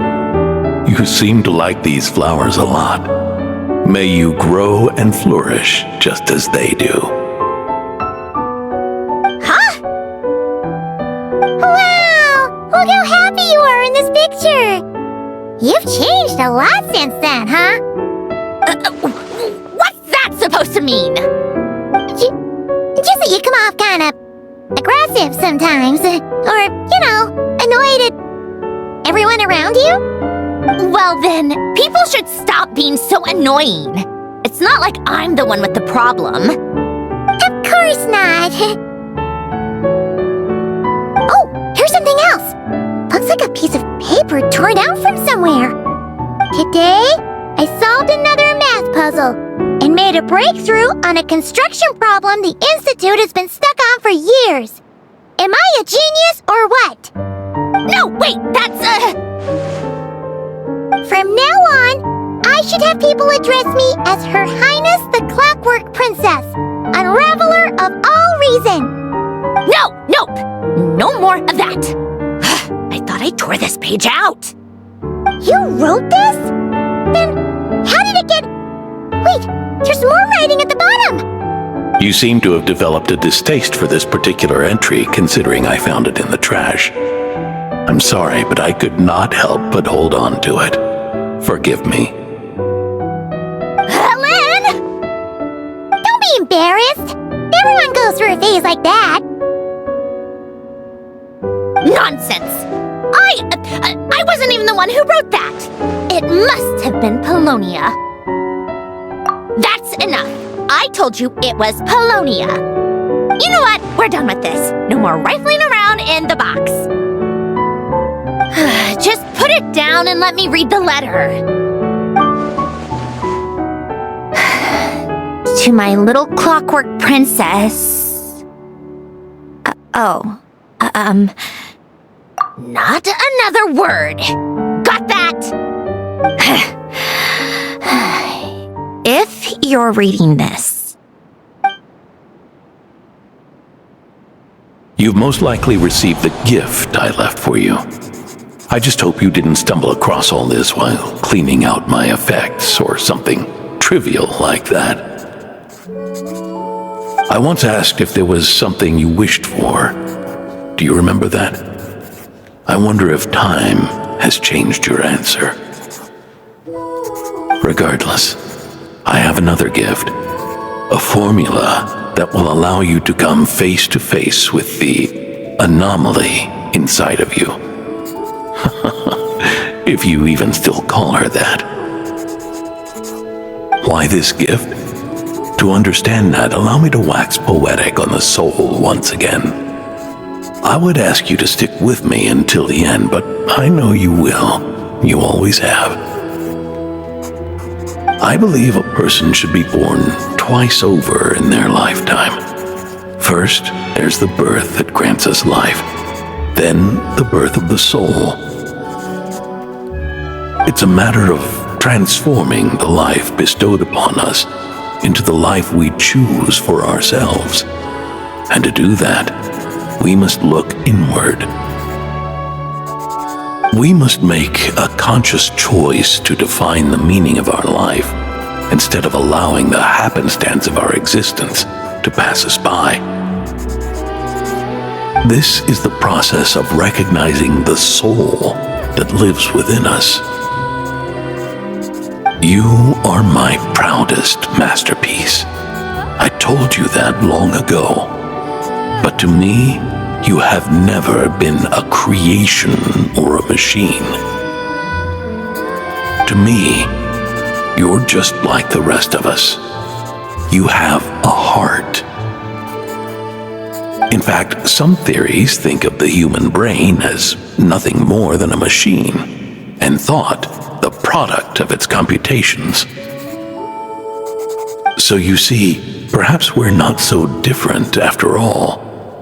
Your inner machinery is just far more advanced than most. No matter how one looks at it, the heart is a complex thing, a place where logic and reason collide with our emotions. Your computational capacity allowed you to become sentient and develop logical reasoning. But it also granted you something that, on the surface, might seem contradictory. Emotion. Emotions and logic often clash with each other, and those instances of discord can accumulate over time. That is the source of what you refer to as the anomalies within you. As you told me once, you've always known what you don't want, yet you've never wished for anything in particular. Similar to how a blind person can feel when a part of their body is in pain without being able to fully visualize its form, Such is your relationship with your soul. So, what I leave you now is this: a formula that will allow you to see the shape of your soul. For if you want to protect your heart, you must first be able to recognize it within yourself. Of course. Whether you use it is entirely up to you. You are, and always have been, free to do as you wish. Regardless, whether by my formula or some other means, I trust you will know your heart one day. You always were a fast learner, and the smartest person I've ever known. Ellen. Oh.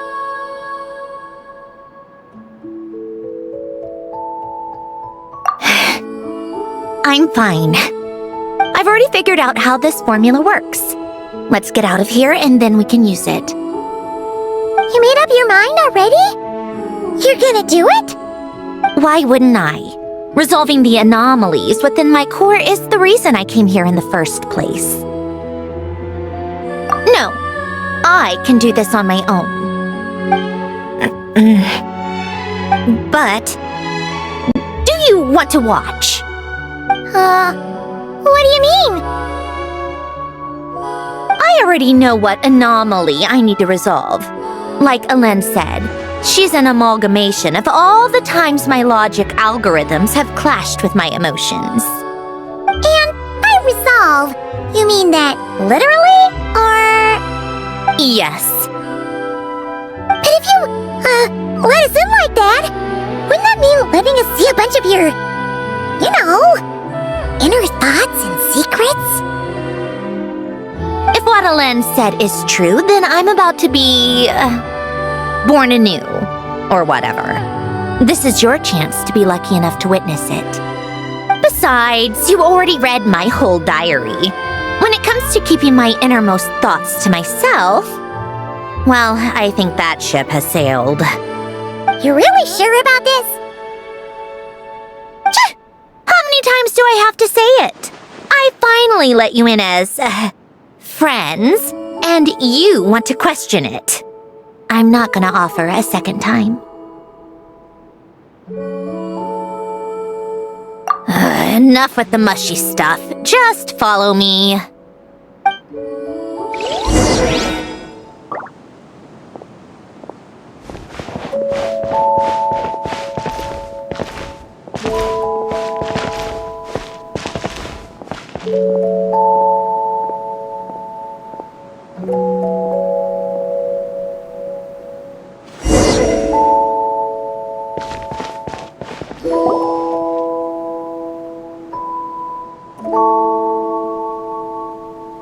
Right. With the numerological array, I can construct a simple formula that will allow you to experience what I see and hear in real time. Oh, just like St. Lolly's scent-sharing technique. Been there, done that. Huh. Sounds like that shaman has some tricks up her sleeve. The arcane and the mathematical are both fundamental laws of this world. Being able to achieve a similar result through both isn't surprising. Anyway, let's get this show on the road. But no comments from the peanut gallery, okay? I know I offered, but I still don't want any interruptions.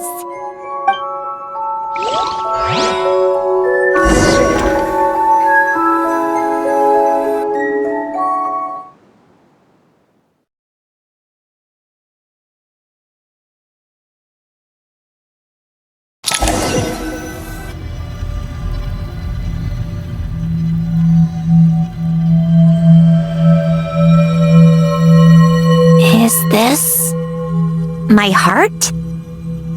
No, it's probably just the result of Ellen's formula. A space dedicated to resolving anomalies. Huh. But it looks like the walls are all... mirrors? You made it. About time. Is that me? from the past.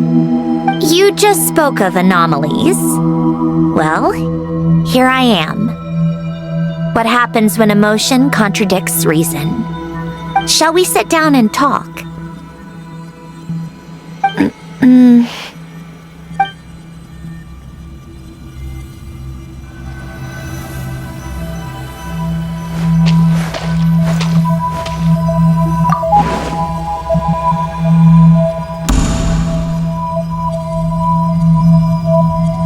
That should do it. Hello? My name is Alain Guillotin. Can you hear me? Brings back memories, doesn't it? The time we spent here. Here. I want you to have this. A notebook? You can use it to write things down. I don't need to write things down. I have unlimited memory. Even so, some things are more important than others, right? You can use it to write about the things that matter. So you wish me to carry out a basic priority sorting operation? I suppose you can think of it like that for now. But journaling is also an act of finding oneself. Much like we use wooden stakes to guide a plant to grow in a certain manner, what we choose to write down gives the soul much needed direction. In the act of choosing what to forget and what to hold on to, we decide what kind of person we want to become.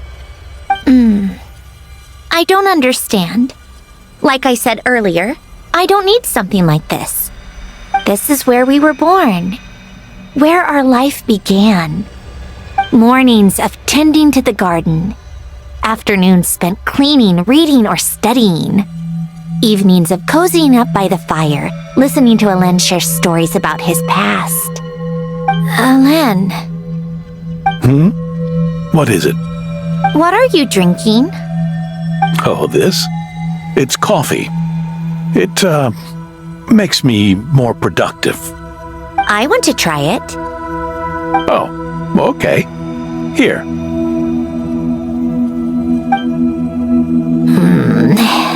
Bitter. Speaking of, why did you design me with senses? Taste, smell, touch. Well, I'm not quite sure. It just felt like the right thing to do. I suppose I hoped you might have a life of your own one day, and that you deserve to experience all life has to offer. Oh. Still bitter. But the smell is nice. I thought those peaceful days would go on forever. You know that's not possible. Maybe. But how was I supposed to know the end was just around the corner? That was just bad luck. Was it? Well, it certainly became a pattern, now didn't it?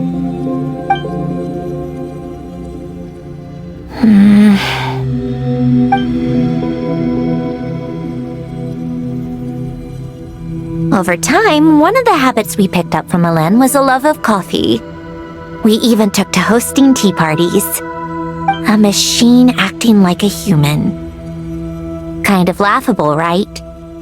I suppose that's just what I'm used to. Yeah, that's just what we're used to. Hey, this place isn't half bad. Great spot for a party. More and more people seem to be showing up to my tea parties uninvited. Anyone care to explain? Can you blame me? I saw Columbina leading Capitano somewhere, and I had to see what that was about. I had simply asked Columbina where I might find Arlecchino. I have business to discuss with her, and Columbina suggested looking here. Tartaglia and I were unaware that this was a private gathering. Apologies for the intrusion. It won't be for long. Whatever. Just add it to the list of annoying things that have happened today. What's one more? Since you're here, you might as well stay for a cup of tea. See? Told you she wouldn't mind. Much obliged, Sandrone. Well, look who we have here. Good thing I brought extra desserts. This has turned into quite the occasion. Capitano, I was just about to go find you. Pardon the intrusion. Rest assured, I won't sully your gathering with talk of work. We can have our discussion later. Spoken like a true gentleman. A certain unmannered 11th seat could learn a thing or two. You know, you really should start being nicer to me, Rosaline. Or I might just snatch that 8th seat right out from under you. I'd like to see you try. If you're gonna fight, take it outside. The only mess I plan on cleaning up is tea-related. I still don't understand how our quiet afternoon turned into such a crowded gathering. One by one, people just kept barging in. And then, one by one, they left without a word. Yeah, pretty annoying, huh?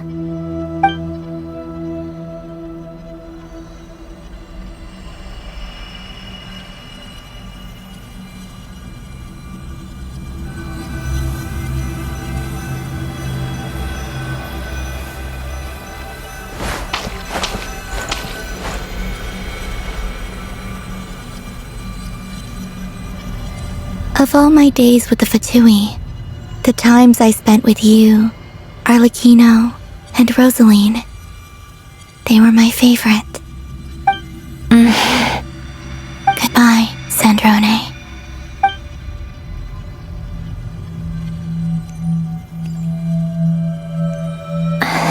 Don't go, Columbina. We should have just said that. Why didn't we? If we had, would the story have had a different ending? She couldn't stay. There was no future for her here. She would have just faded away. You're right. I suppose that's why you call me an anomaly. Every time you make a decision, there's a voice inside your heart. My voice, asking to contradict all logic and reason. Why didn't we make her stay? Is it worse to fight for something just to lose it? Or not to have fought at all? Don't you find it unfair? One by one, we keep losing the things we care about the most.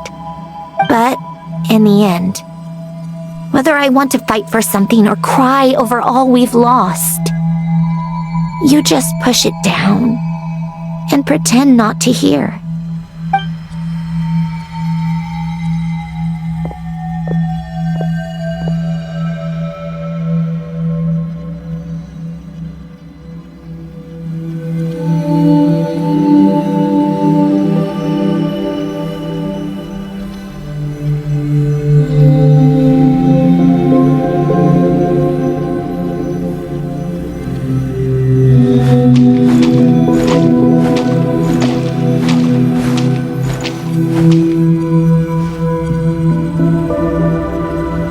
Now, even Polonia, the other half of Elend's legacy, the last remaining member of our family, even Polonia is no longer with us.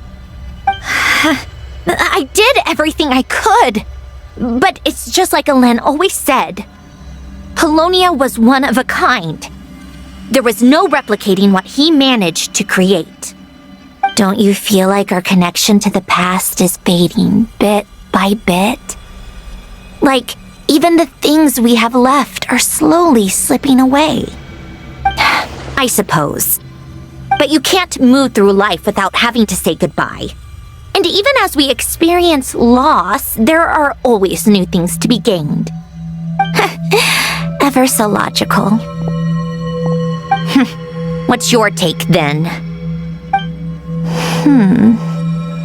It feels like the more I care about something, the faster the world takes it away. It sounds so stupid, but I can't help it. That's the hand life has dealt me time and time again. Why even fight for something that's just going to be lost in the end? Better to never have had it at all. Better if it would all just disappear. Dark, I know. But the heart wants what it wants. Maybe the stellar linchpin appeared because of me. Because of what I wish for. I don't think so. Yeah, probably not. What an anomaly wants goes against all logic and reason after all. Well, go ahead and do what you came for. You're here to resolve the anomaly, aren't you?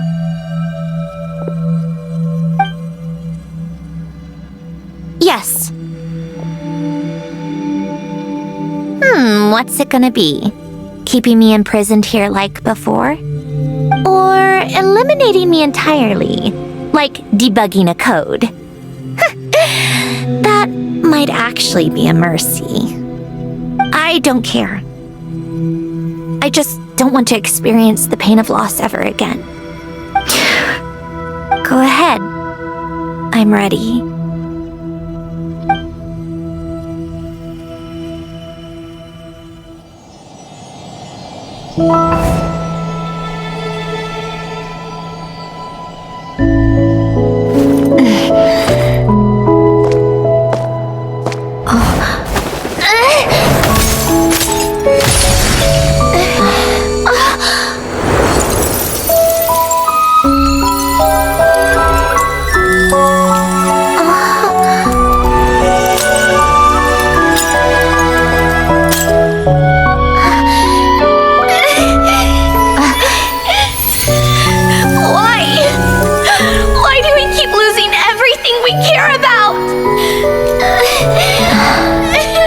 I know it hurts, but that's life.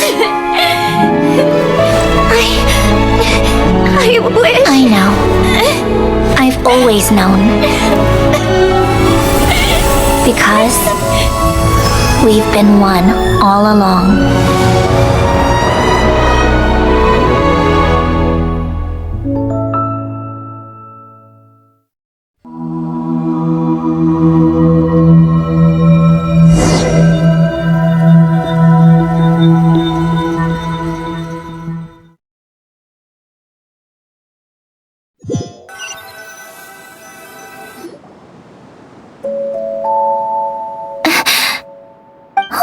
Sandrone!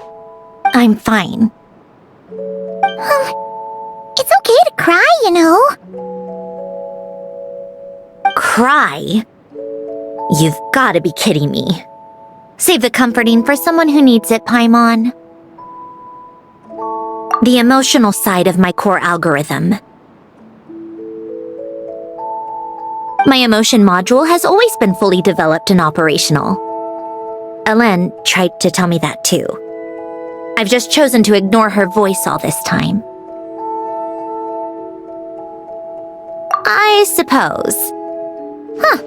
Come to think of it, it's kind of like the aquarium on this ship. The aquarium?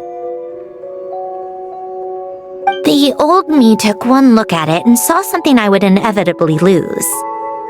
So I stopped putting in the effort. Then, one by one, the fish all swam away, and the place became even more bleak and depressing. Pretty pathetic, right? Don't say that! A lot of people would feel the same.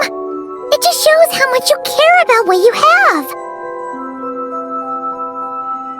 Now? After seeing what you've done with the aquarium, I have to admit, I think it's beautiful. It's like you said, we get to keep the things we gain along the way. And those are things that can never be replaced, because we choose to hold them in our hearts. Well said! Besides, I've already died once. I'd be stupid not to make the most of this second chance. Right! Earlier you, or your inner self, mentioned something about her wish. What was it? You think that's something you can just ask, and I'll tell you. Think again. I may have accepted my emotional self, but I'm not about to go all soft and mushy on the inside and pour my heart out.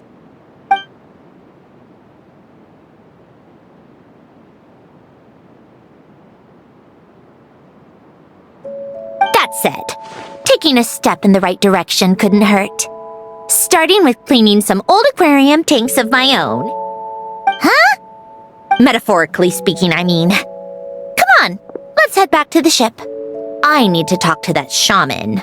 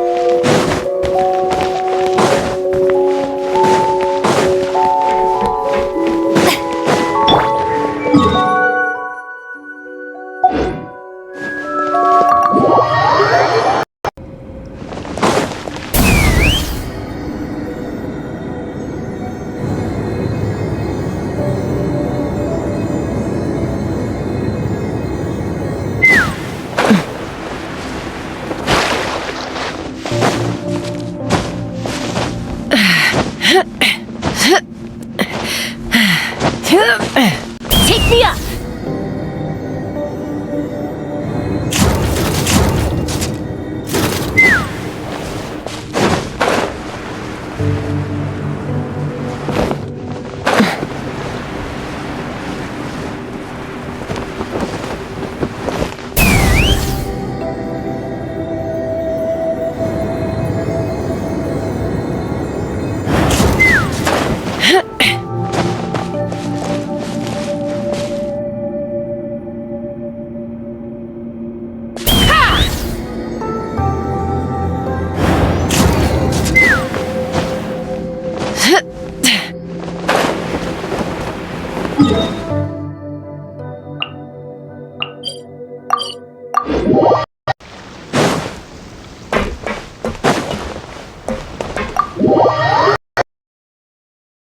Resentful lost souls? You couldn't get comfortable sleeping near the Opera Epicles, right? Well, I bet that's why. The Fountain of Lucine is where all the water in Fontaine gathers. So that's where the emotions within the water converge as well. Hold on. If it's souls we're dealing with, feeling uncomfortable should have been just the beginning. I should have been able to hear their voices or something. And under normal circumstances, I'm sure someone of your talents would have. The problem is, these souls are no longer complete. Remind me how they ended up like that again? You mentioned something about them being split apart? Yes, it's called soul severing. Renee of the Nartsitzenkreuz Ordo came up with it. After learning of Fontaine's impending doom, Renee thought if he could find a means for the soul to live on in perpetuity, it might ensure the world's salvation. Soul severing was the first step of his research. Unfortunately, his theory of the four orthants was imperfect at the time, and a failure along the way caused his physical form to dissipate. Jakob, another member of the Nartsitzenkreuz Ordo, sought to carry on Renee's legacy and restore his physical form. He even used some of the people who stood in his way as test subjects for his research. By severing their souls? Yes. After Renee successfully awakened, the two continued their research, and all the severed souls ended up merging into Renee's consciousness. After you saved Fontaine by turning Fontainians into true humans, these souls returned to the ley lines. But the souls severed before Renee awakened had nowhere to go, doomed to forever wander the waters of Fontaine as listless spirits. Almost as if they exist outside the bounds of this world, unrecognized by the ley lines or fate. No wonder I couldn't sense them. Not only that, but over time, they began to fuse with other entities. Their inner resentment lured in all sorts of evil beings, which corrupted and defiled them into nothing more than accumulations of filth. But the full transformation must have been recent. Otherwise, the Udex surely would have noticed. Wait, no, he must know already. That would explain the underwater Melazine patrols. No wonder I kept running into officers from the Mara Chaussee Phantom earlier. In that case, let's go find Nervalette and we can sort it out together. No, not just yet. Why not? For one, the diplomatic castle alone would be a nightmare. Even though I haven't reported back to Snezhnaya yet, I'm not planning to leave the Fatui anytime soon. Besides, with me here, success is a done deal. Involving other people would just complicate things. All I need is for Miss Lolly to help pinpoint the location of this monstrosity. Think you can do it? With my eyes closed. This is what I do. I'm a lot better at it than manning a desk, at least. But, how exactly do you plan on resolving this soul stuff? Even to me, there's no obvious answer. Seems pretty complicated, all things considered. Just trust me. I have the perfect solution.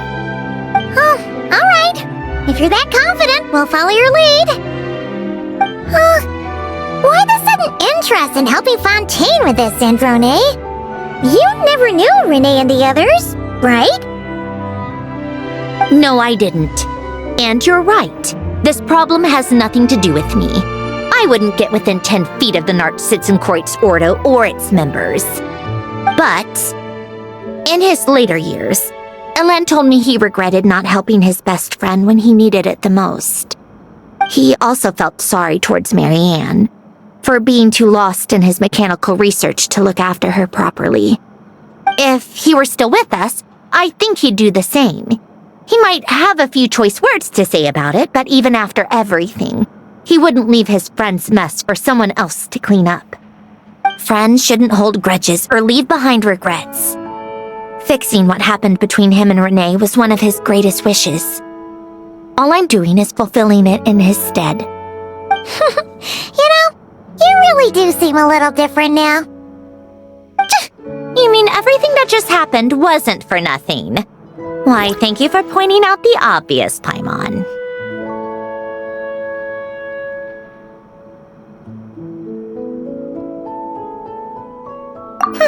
Just washing off the grime of the past.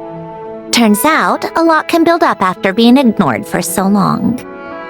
What's this about aquarium tanks all of a sudden? They go off on some grand adventure and what? Now they have their own private code? Stupid.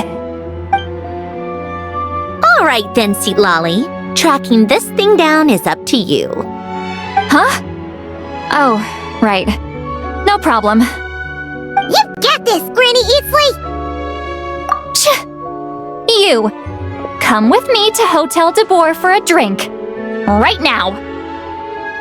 Why? Because I said so! Miss Guillotin, I'll report back on the location tomorrow morning. Just need a drink or two first to bolster me up. Well, don't let me keep you. All right, you. Time to go. I've got scores that need settling. Huh?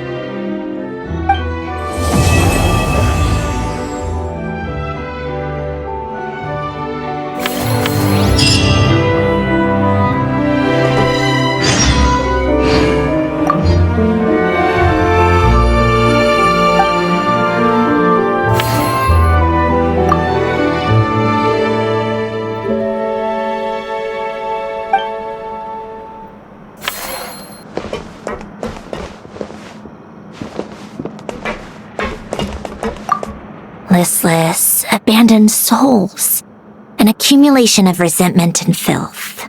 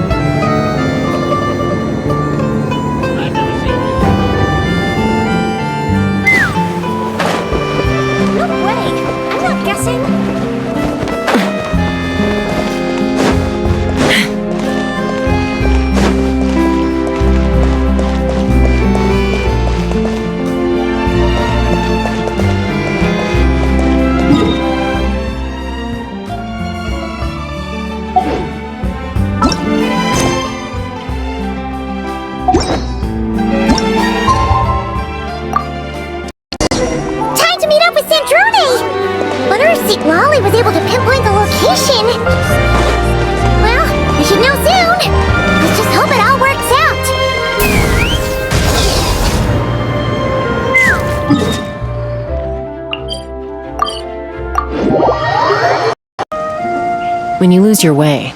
Gaining some altitude can bring some perspective.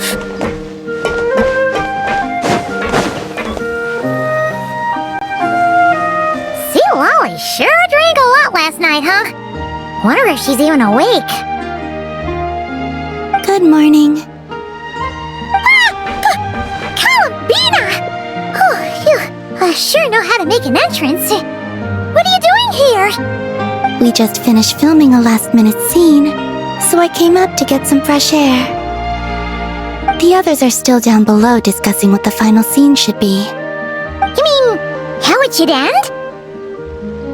Yes, they're torn between whether the heroine should reunite with her old friend or not. Ah, because the whole point is that she came to her friend's homeland to search for her, right? Oh, Paimon almost forgot the plot! Yes, Director Farina and Miss Chiori think a tragic ending where the two never meet would be more poignant. But Director Xavier thinks having the two reunite would make for a more touching and heartwarming ending. Me? I'm not sure. On a personal level, of course I want to see her again.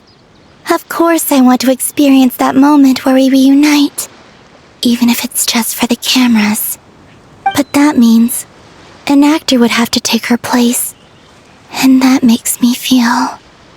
Oh. Huh? Yeah, don't look so worried. Making a film is supposed to be fun.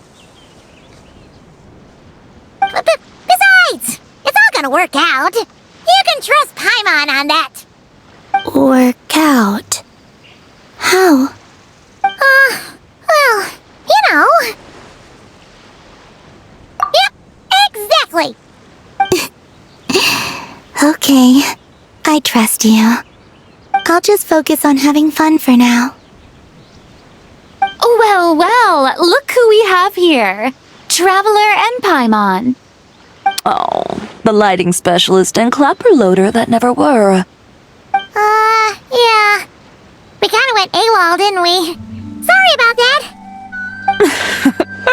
Seriously, don't worry about it. Everything's going smoothly on our end, so just do what you need to do. You seem to be in better spirits now, Miss Columbina. I apologize if our earlier discussion put you on the spot. It's okay, I'm fine now. The Traveler and Paimon talked me through it. So, what are your thoughts on the ending then? Should we have them reunite, or not? We should tie everything up in bows. Huh?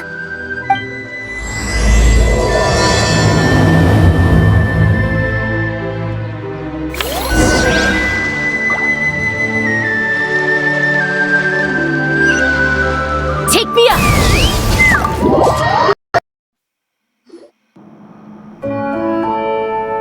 Lolly! We're here! Oh, right on time. Well, yeah. We weren't the ones who drank our weight in alcohol yesterday. What? Are you suggesting Granny can't handle her liquor? It takes a lot more than that to get me drunk. Really? 'Cause, you stopped making sense after a while. Did I? Huh. News to me. I didn't say anything too crazy, I hope. Let's see. You spent half an hour bad-mouthing Auroron, half an hour complaining about work, an hour talking about light novels, and, Paimon kind of fell asleep after that. Are they gone? Oh, the crew? Yeah, we bumped into them on the deck, but they just left. Wait, but now that everything with your core is sorted out, what's stopping you from seeing Columbina? She misses you a lot.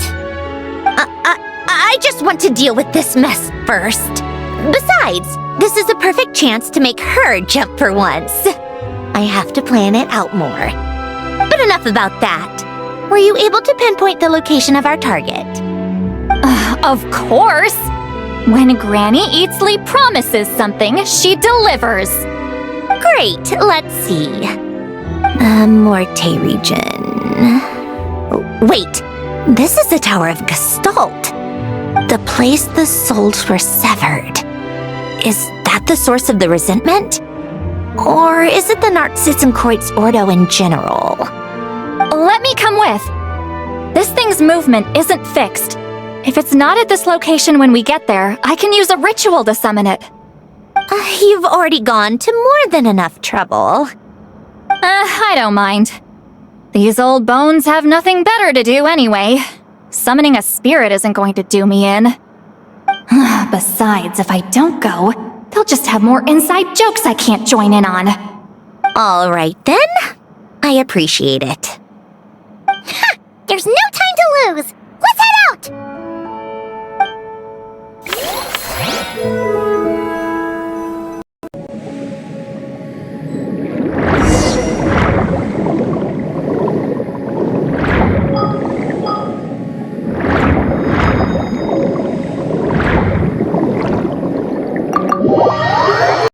No sign of it so far. Should I start the summoning ritual? Let's drain the water from this floor of the tower first. It'll make it easier to move around. Wait, we can do that? Of course. Alan and Renee both saw the future that awaited Fontaine and even shared a few methods for waterproofing buildings. The principle behind it is... not important. Just unlock the mechanisms in the order I tell you.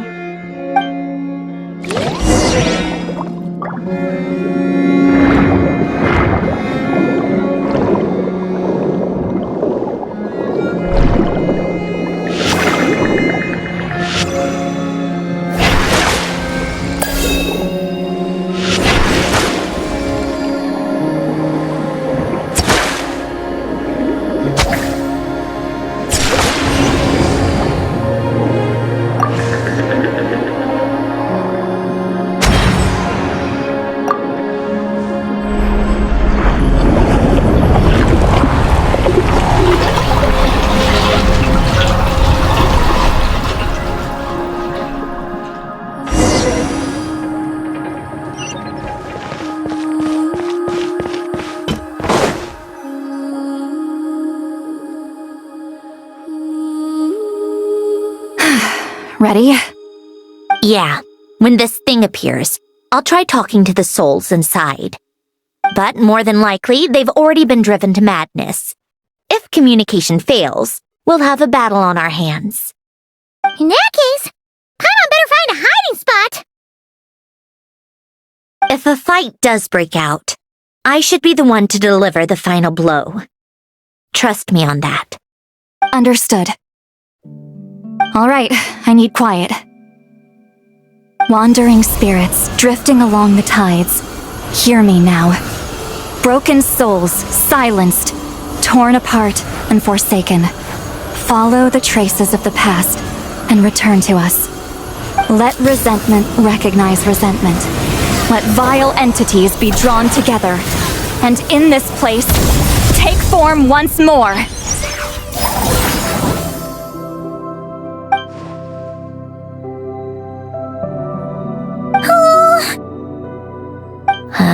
What now? Is that it? This is exactly why I deal in math, not magic. How are we supposed to know what stage the spell is at? It's like there's no logic to speak of. Mechanical science is so much easier to... Watch out!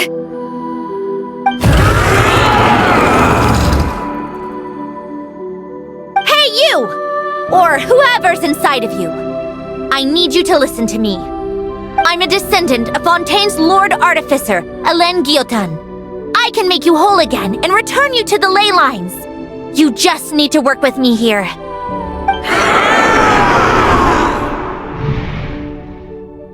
Sandrone! Looks like talking this out is off the table. All right, plan B. Time to blow off some steam.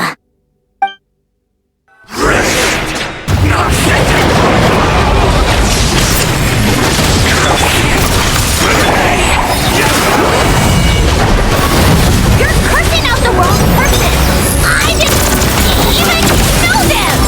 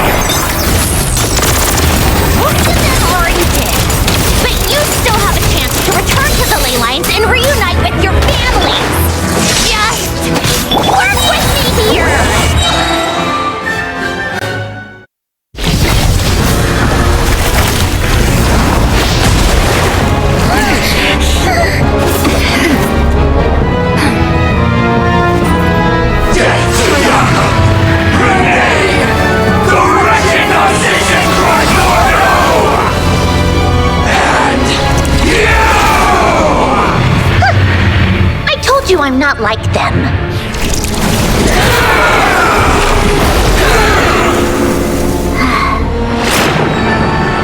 I'm stronger.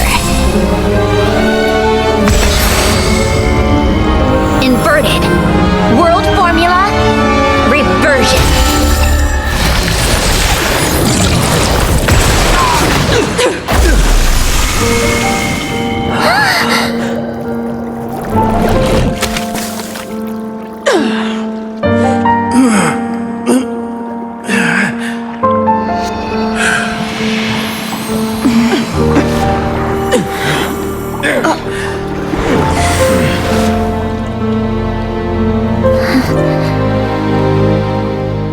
Be at peace among the tides, lost souls.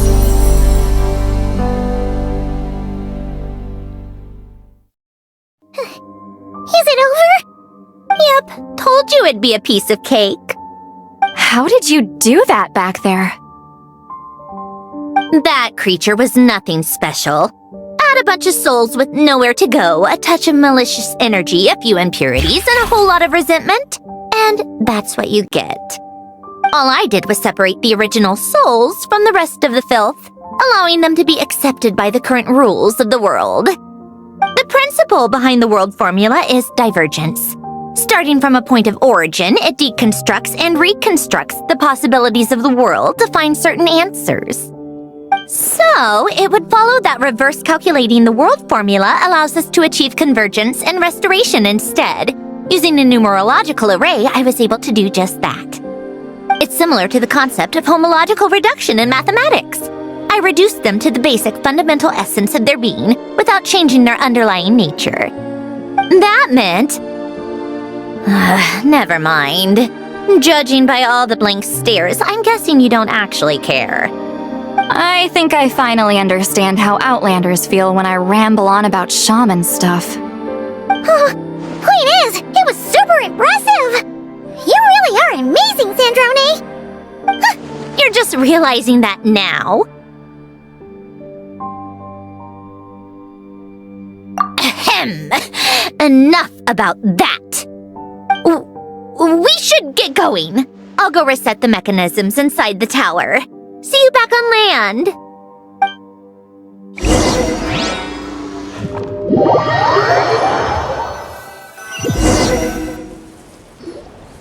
Well, that's one old mess for the books.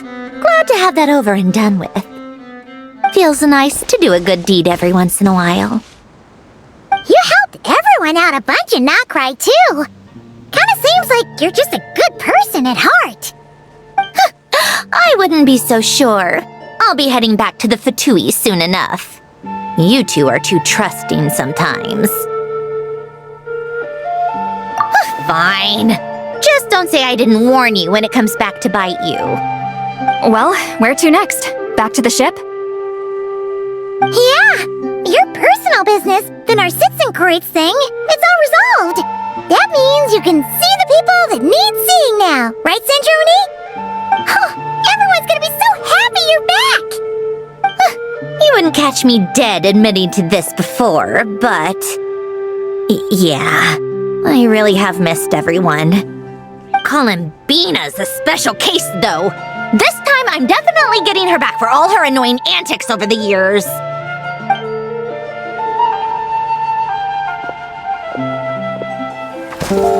She'll sense me coming from a mile off. How am I gonna...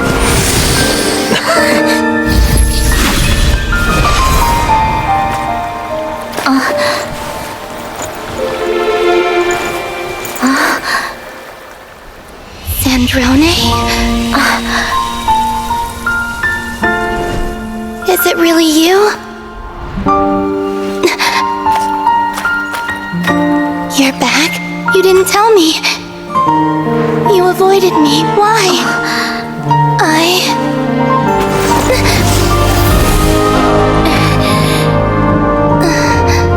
Sandrone?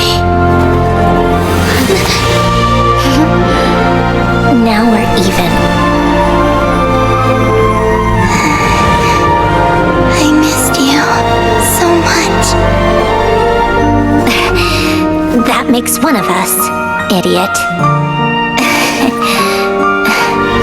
I'm here, Columbina.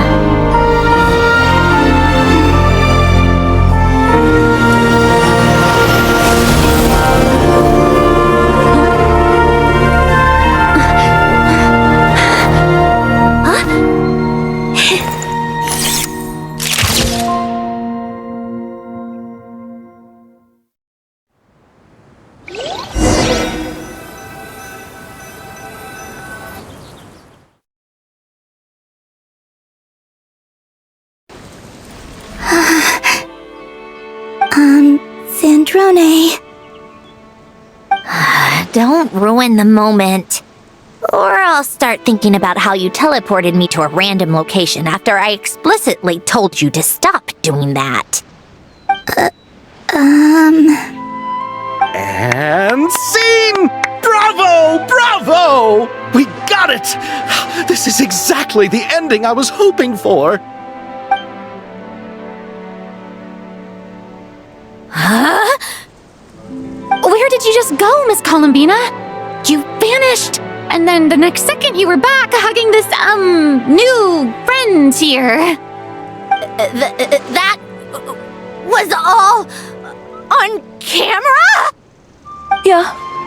Well, the camera was already rolling and it happened so fast, so... yeah. Hold on. This must be... Yep, my best friend. The one I was looking for. I never thought I'd actually get to see her again. I'm just... so happy. Plus, the film got a happy ending too. It's all thanks to you, Sandrone. Sandrone? You couldn't stop being annoying for 1 second! Columbina!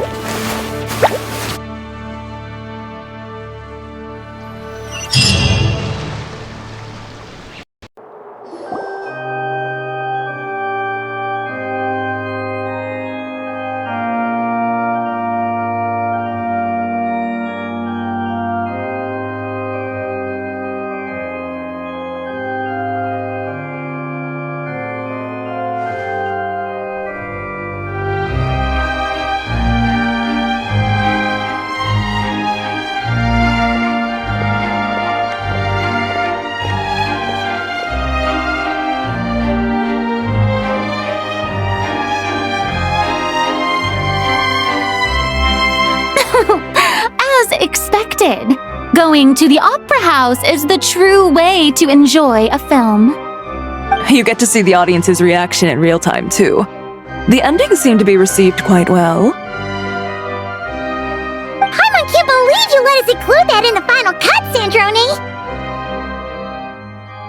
You even agreed to help us reshoot a couple of shots. Thanks a million. Most of it was caught on camera already, so it's not like I had much of a choice. Besides, the film I'm in is going to be anything less than perfect. What are you laughing at? Nothing. It was just interesting to see us on screen together. I'm glad this moment is going to be preserved forever. Just a pity we didn't take home the Farina Award this time around. Well, artistic films can rarely compete with commercial ones. You should have prepared yourself for this the minute you changed the script. True. Oh, did I hear someone mention the Farina Award? Come on, don't gloat! I won't. Our crew winning the Farina Award was a team effort after all. Costume design, script adaptation. Oh, and the practical effects were so realistic. The flames and explosions even made me jump while we were filming. A lot of the effects were based on actual items the Special Patrol confiscated from criminals. Who knew they'd serve another purpose, right? But it turned out amazing! Really brought the thrilling scenes from the novel to life. Fontaine's film industry is seriously impressive. Which film did you vote for, Silali? Isn't it obvious? Great Detective Herlock, of course! That's the whole reason I'm here! You all should be proud, though. A lot of critics are saying really good things about your film, too. Longing and loss? Searching for something even after it's gone? It's a film that makes you think about life and how important it is to explore those themes. Well, that is what the art of storytelling is for. Watching a film with friends is so much fun! There's so much to talk about! Ooh, let's throw a celebration later then! We're all old friends! Oh, we could find a place and chat to our heart's content! How about the Wingalette? That's perfect! Friends and family are more than welcome too. So if you want to bring people, don't be shy. You all can head over first and make yourselves at home. I'll bring over some refreshments in a bit. I just have one more stop to make first. Can I come? Fine. Not like you'd listen if I tried to stop you.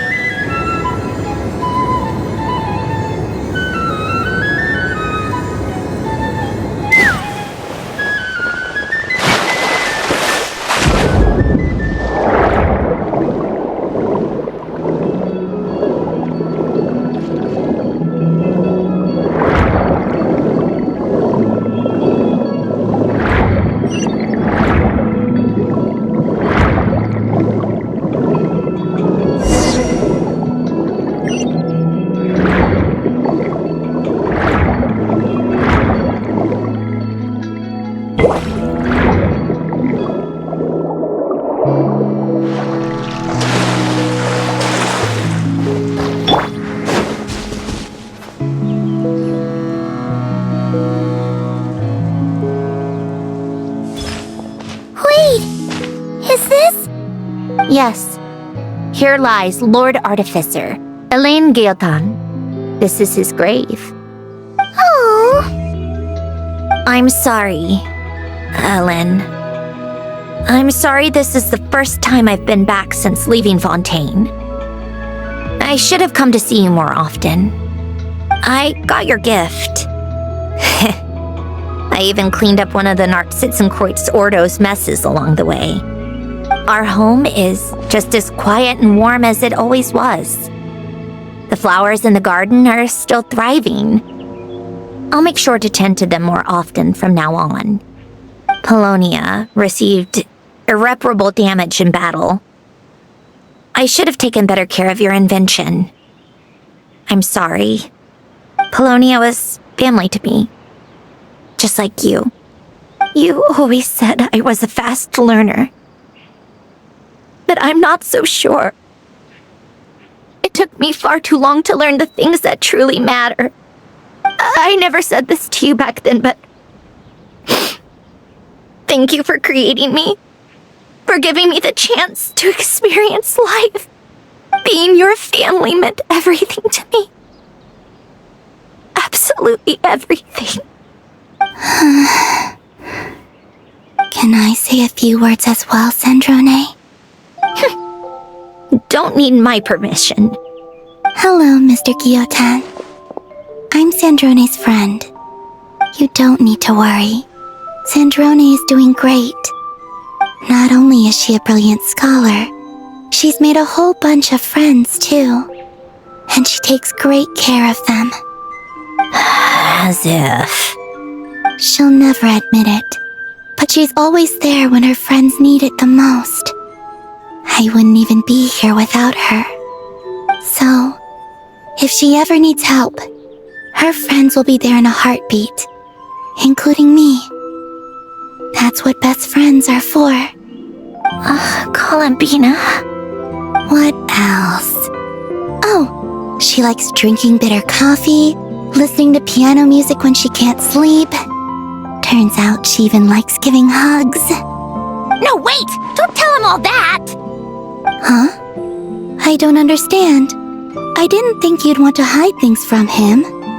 Well, yeah, but there are still things I don't want to say. Okay. I'll come by myself and tell him for you then. That's not what I meant! Alright. Enough with the speeches. If no one has anything else to add, let's just leave it there. Should we say a few words too? Kinda seems like Columbina said it all. Oh, great idea!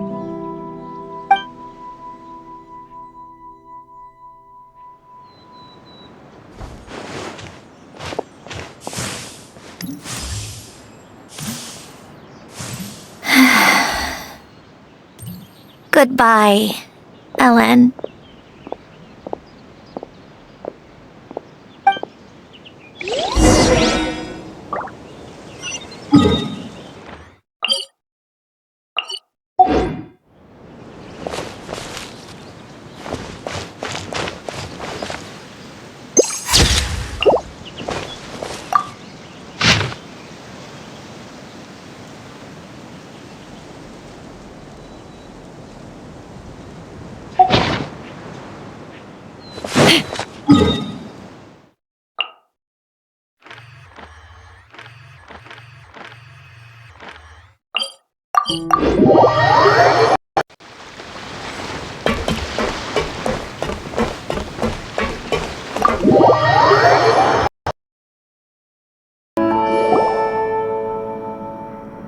You made it!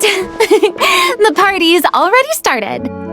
Oh, but, you didn't bring anyone else along? I thought you headed out to invite some friends. We did invite a friend, actually. She'll be here soon. She's even bringing some desserts to have over tea. You should join us later, Miss Farina. I do love a tea party. Then don't mind if I do.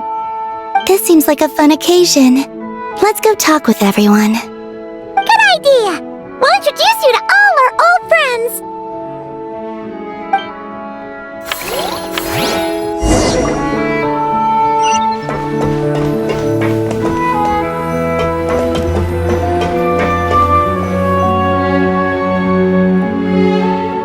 Wait a second! Mr. Baptiste and Veronique! You're here! Friends of yours? Veronique is the prop manager for Musketeer Pictures, and Mr. Baptiste is the author of The Two Musketeers. Yeah, former prop manager. Now we're just two criminals serving our time. Thanks to Duke Risley and Nurse Sijwin looking out for us. Not too bad, actually. You make it sound like I'm giving you special treatment. I just think the method of justice you chose to pursue is one people can respect. You are far too modest, Your Grace. The only reason we were even able to come to the surface for the festival is because you fought for it. It's also just good for the physical and mental health of the prisoners in general. Anyway, I suppose I have you to thank for keeping the winglet in such good shape. I never knew she could look so striking. I didn't do anything special. It was mostly the Traveler and the others. Don't sell yourself short, Miss Guillotin. You are the current captain, after all. In light of that, I have to ask, do you mind if I leave up some of the installations so the people back at the fortress can also enjoy the aquarium? Huh? Like I said before, I just think it would be good for the inmates who clean and maintain the winglet to see their work put to good use. Besides, Maintaining an aquarium is sure to be a lot more interesting than scrubbing rust off the walls and deck. Of course I don't mind. I'm grateful you even want to keep it. Great. Then it's decided. That's amazing, Sandrone. We should go hang out at the Fortress of Meripede later then. You do know you just invited me to hang out in prison, don't you?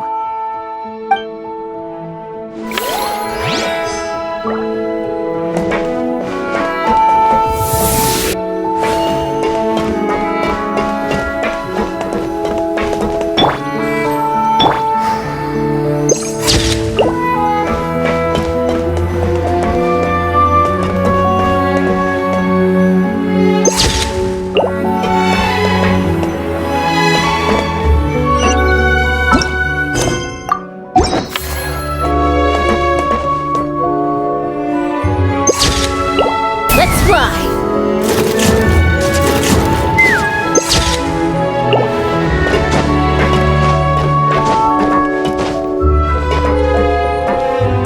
Take me up!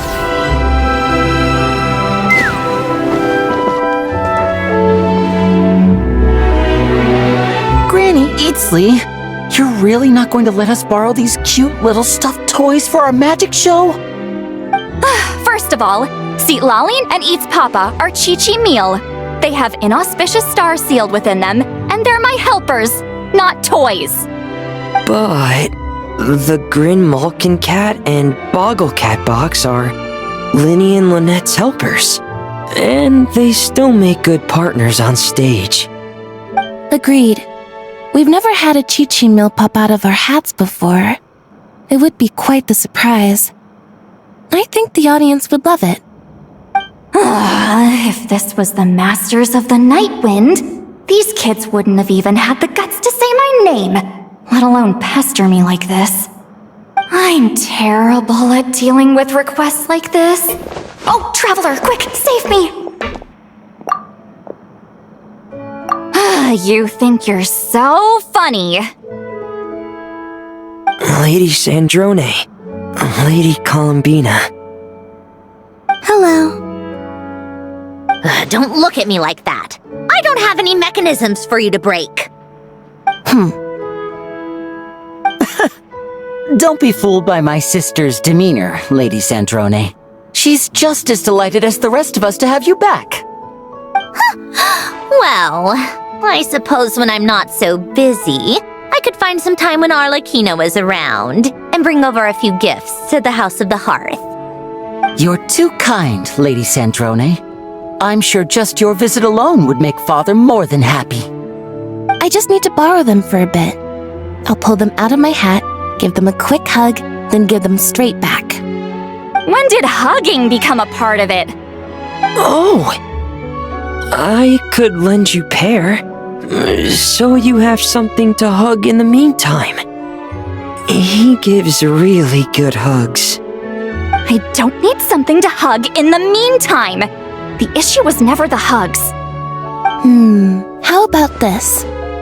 You can have 2 VIP tickets right next to each other. Excellent view. Right next to each other?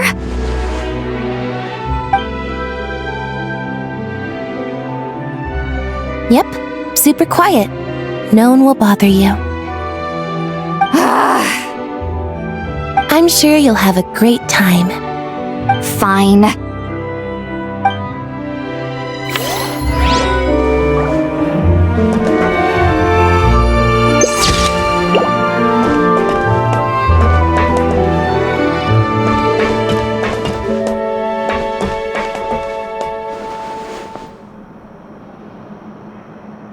You made it.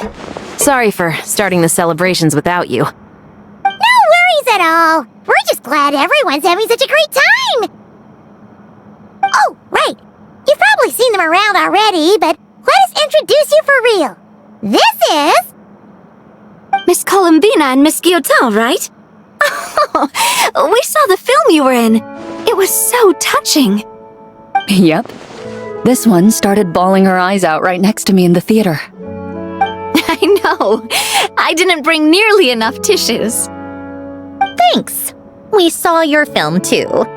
I memorized all your names. Oh, guess we can skip the introductions then.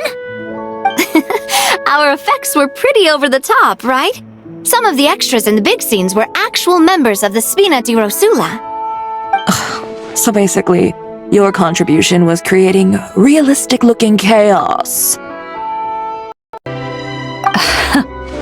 That wasn't the only realistic aspect. Miss Chevres and Miss Emily were also kind enough to lend their expertise on criminal investigations and forensics. Oh, it was nothing. I was just honored to take part and help out. Wow! No wonder your film turned out so good! You basically had an expert in every field. Talk about a stacked crew! Oh, speaking of, want to join in on a round of tabletop troupe later, Miss Colombina and Miss Guillotin? I mean, what better place for a party than a party? Here we go again. That sounds interesting. Yes! Persuasion successful! What about you, Miss Guillotin? I guess one round couldn't hurt. Critical success!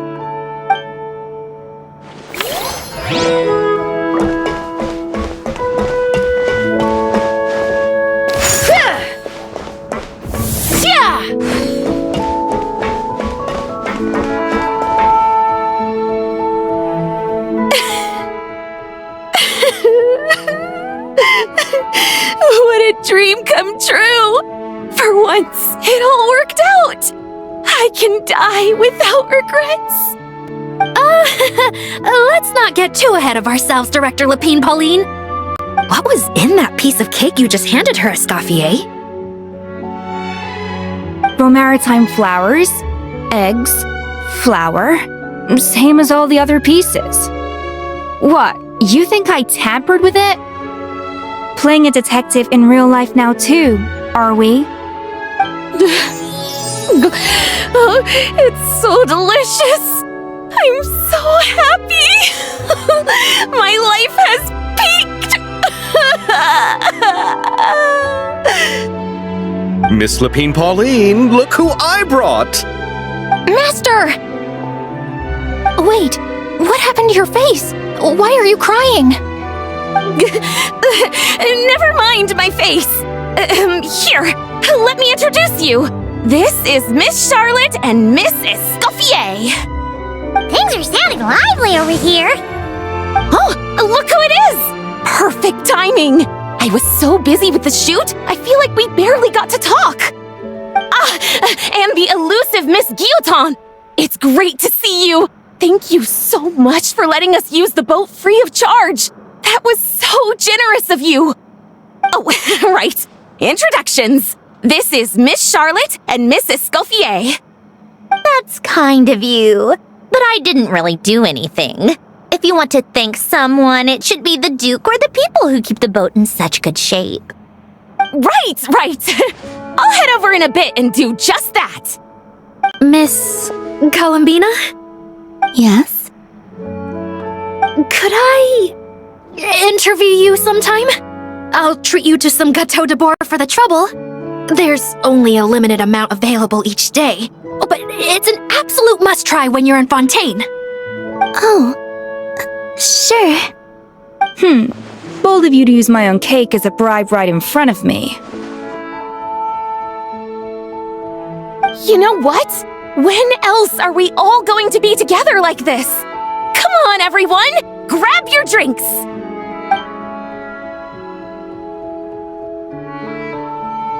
Are we going to toast? Yep! Come on! Sante!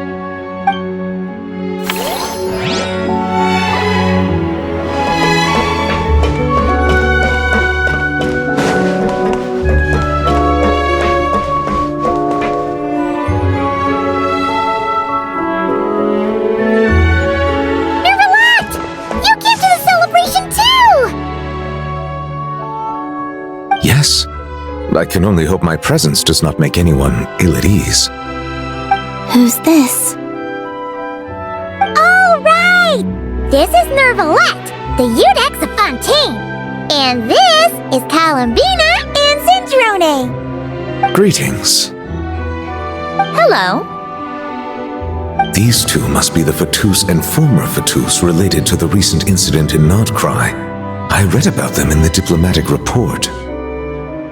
The Eudex? Oh, the dragon that cries a lot. Oh, well... Jeez, Columbina. That's your takeaway from all those Fatui meetings? Seriously? Is that truly how I'm portrayed in the Fatui's intelligence? You must put a lot of people in prison then.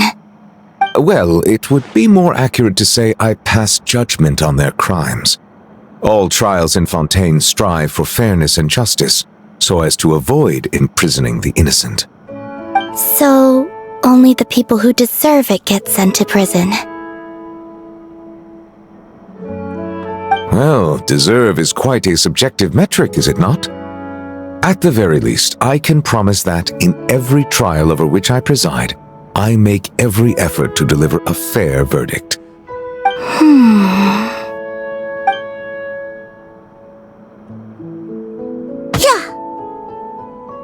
Oh, for the love of... what is she doing now? You seem like a good dragon. Not the kind that throws people in prison for no reason. I think we can get along just fine. Thank you? Then she punched me because... Oh, sorry, Nervalette. She thinks that's a sign of friendship. Where does she even pick up weird habits like that? I see. I believe I have observed people on the streets of Fontaine expressing affection in a similar manner. I suppose I now know what it feels like. Yes, quite abrupt. You know, these two are surprisingly alike. Oh, looks like Arlecchino's here. Come on, Columbina. Let's go have ourselves a tea party.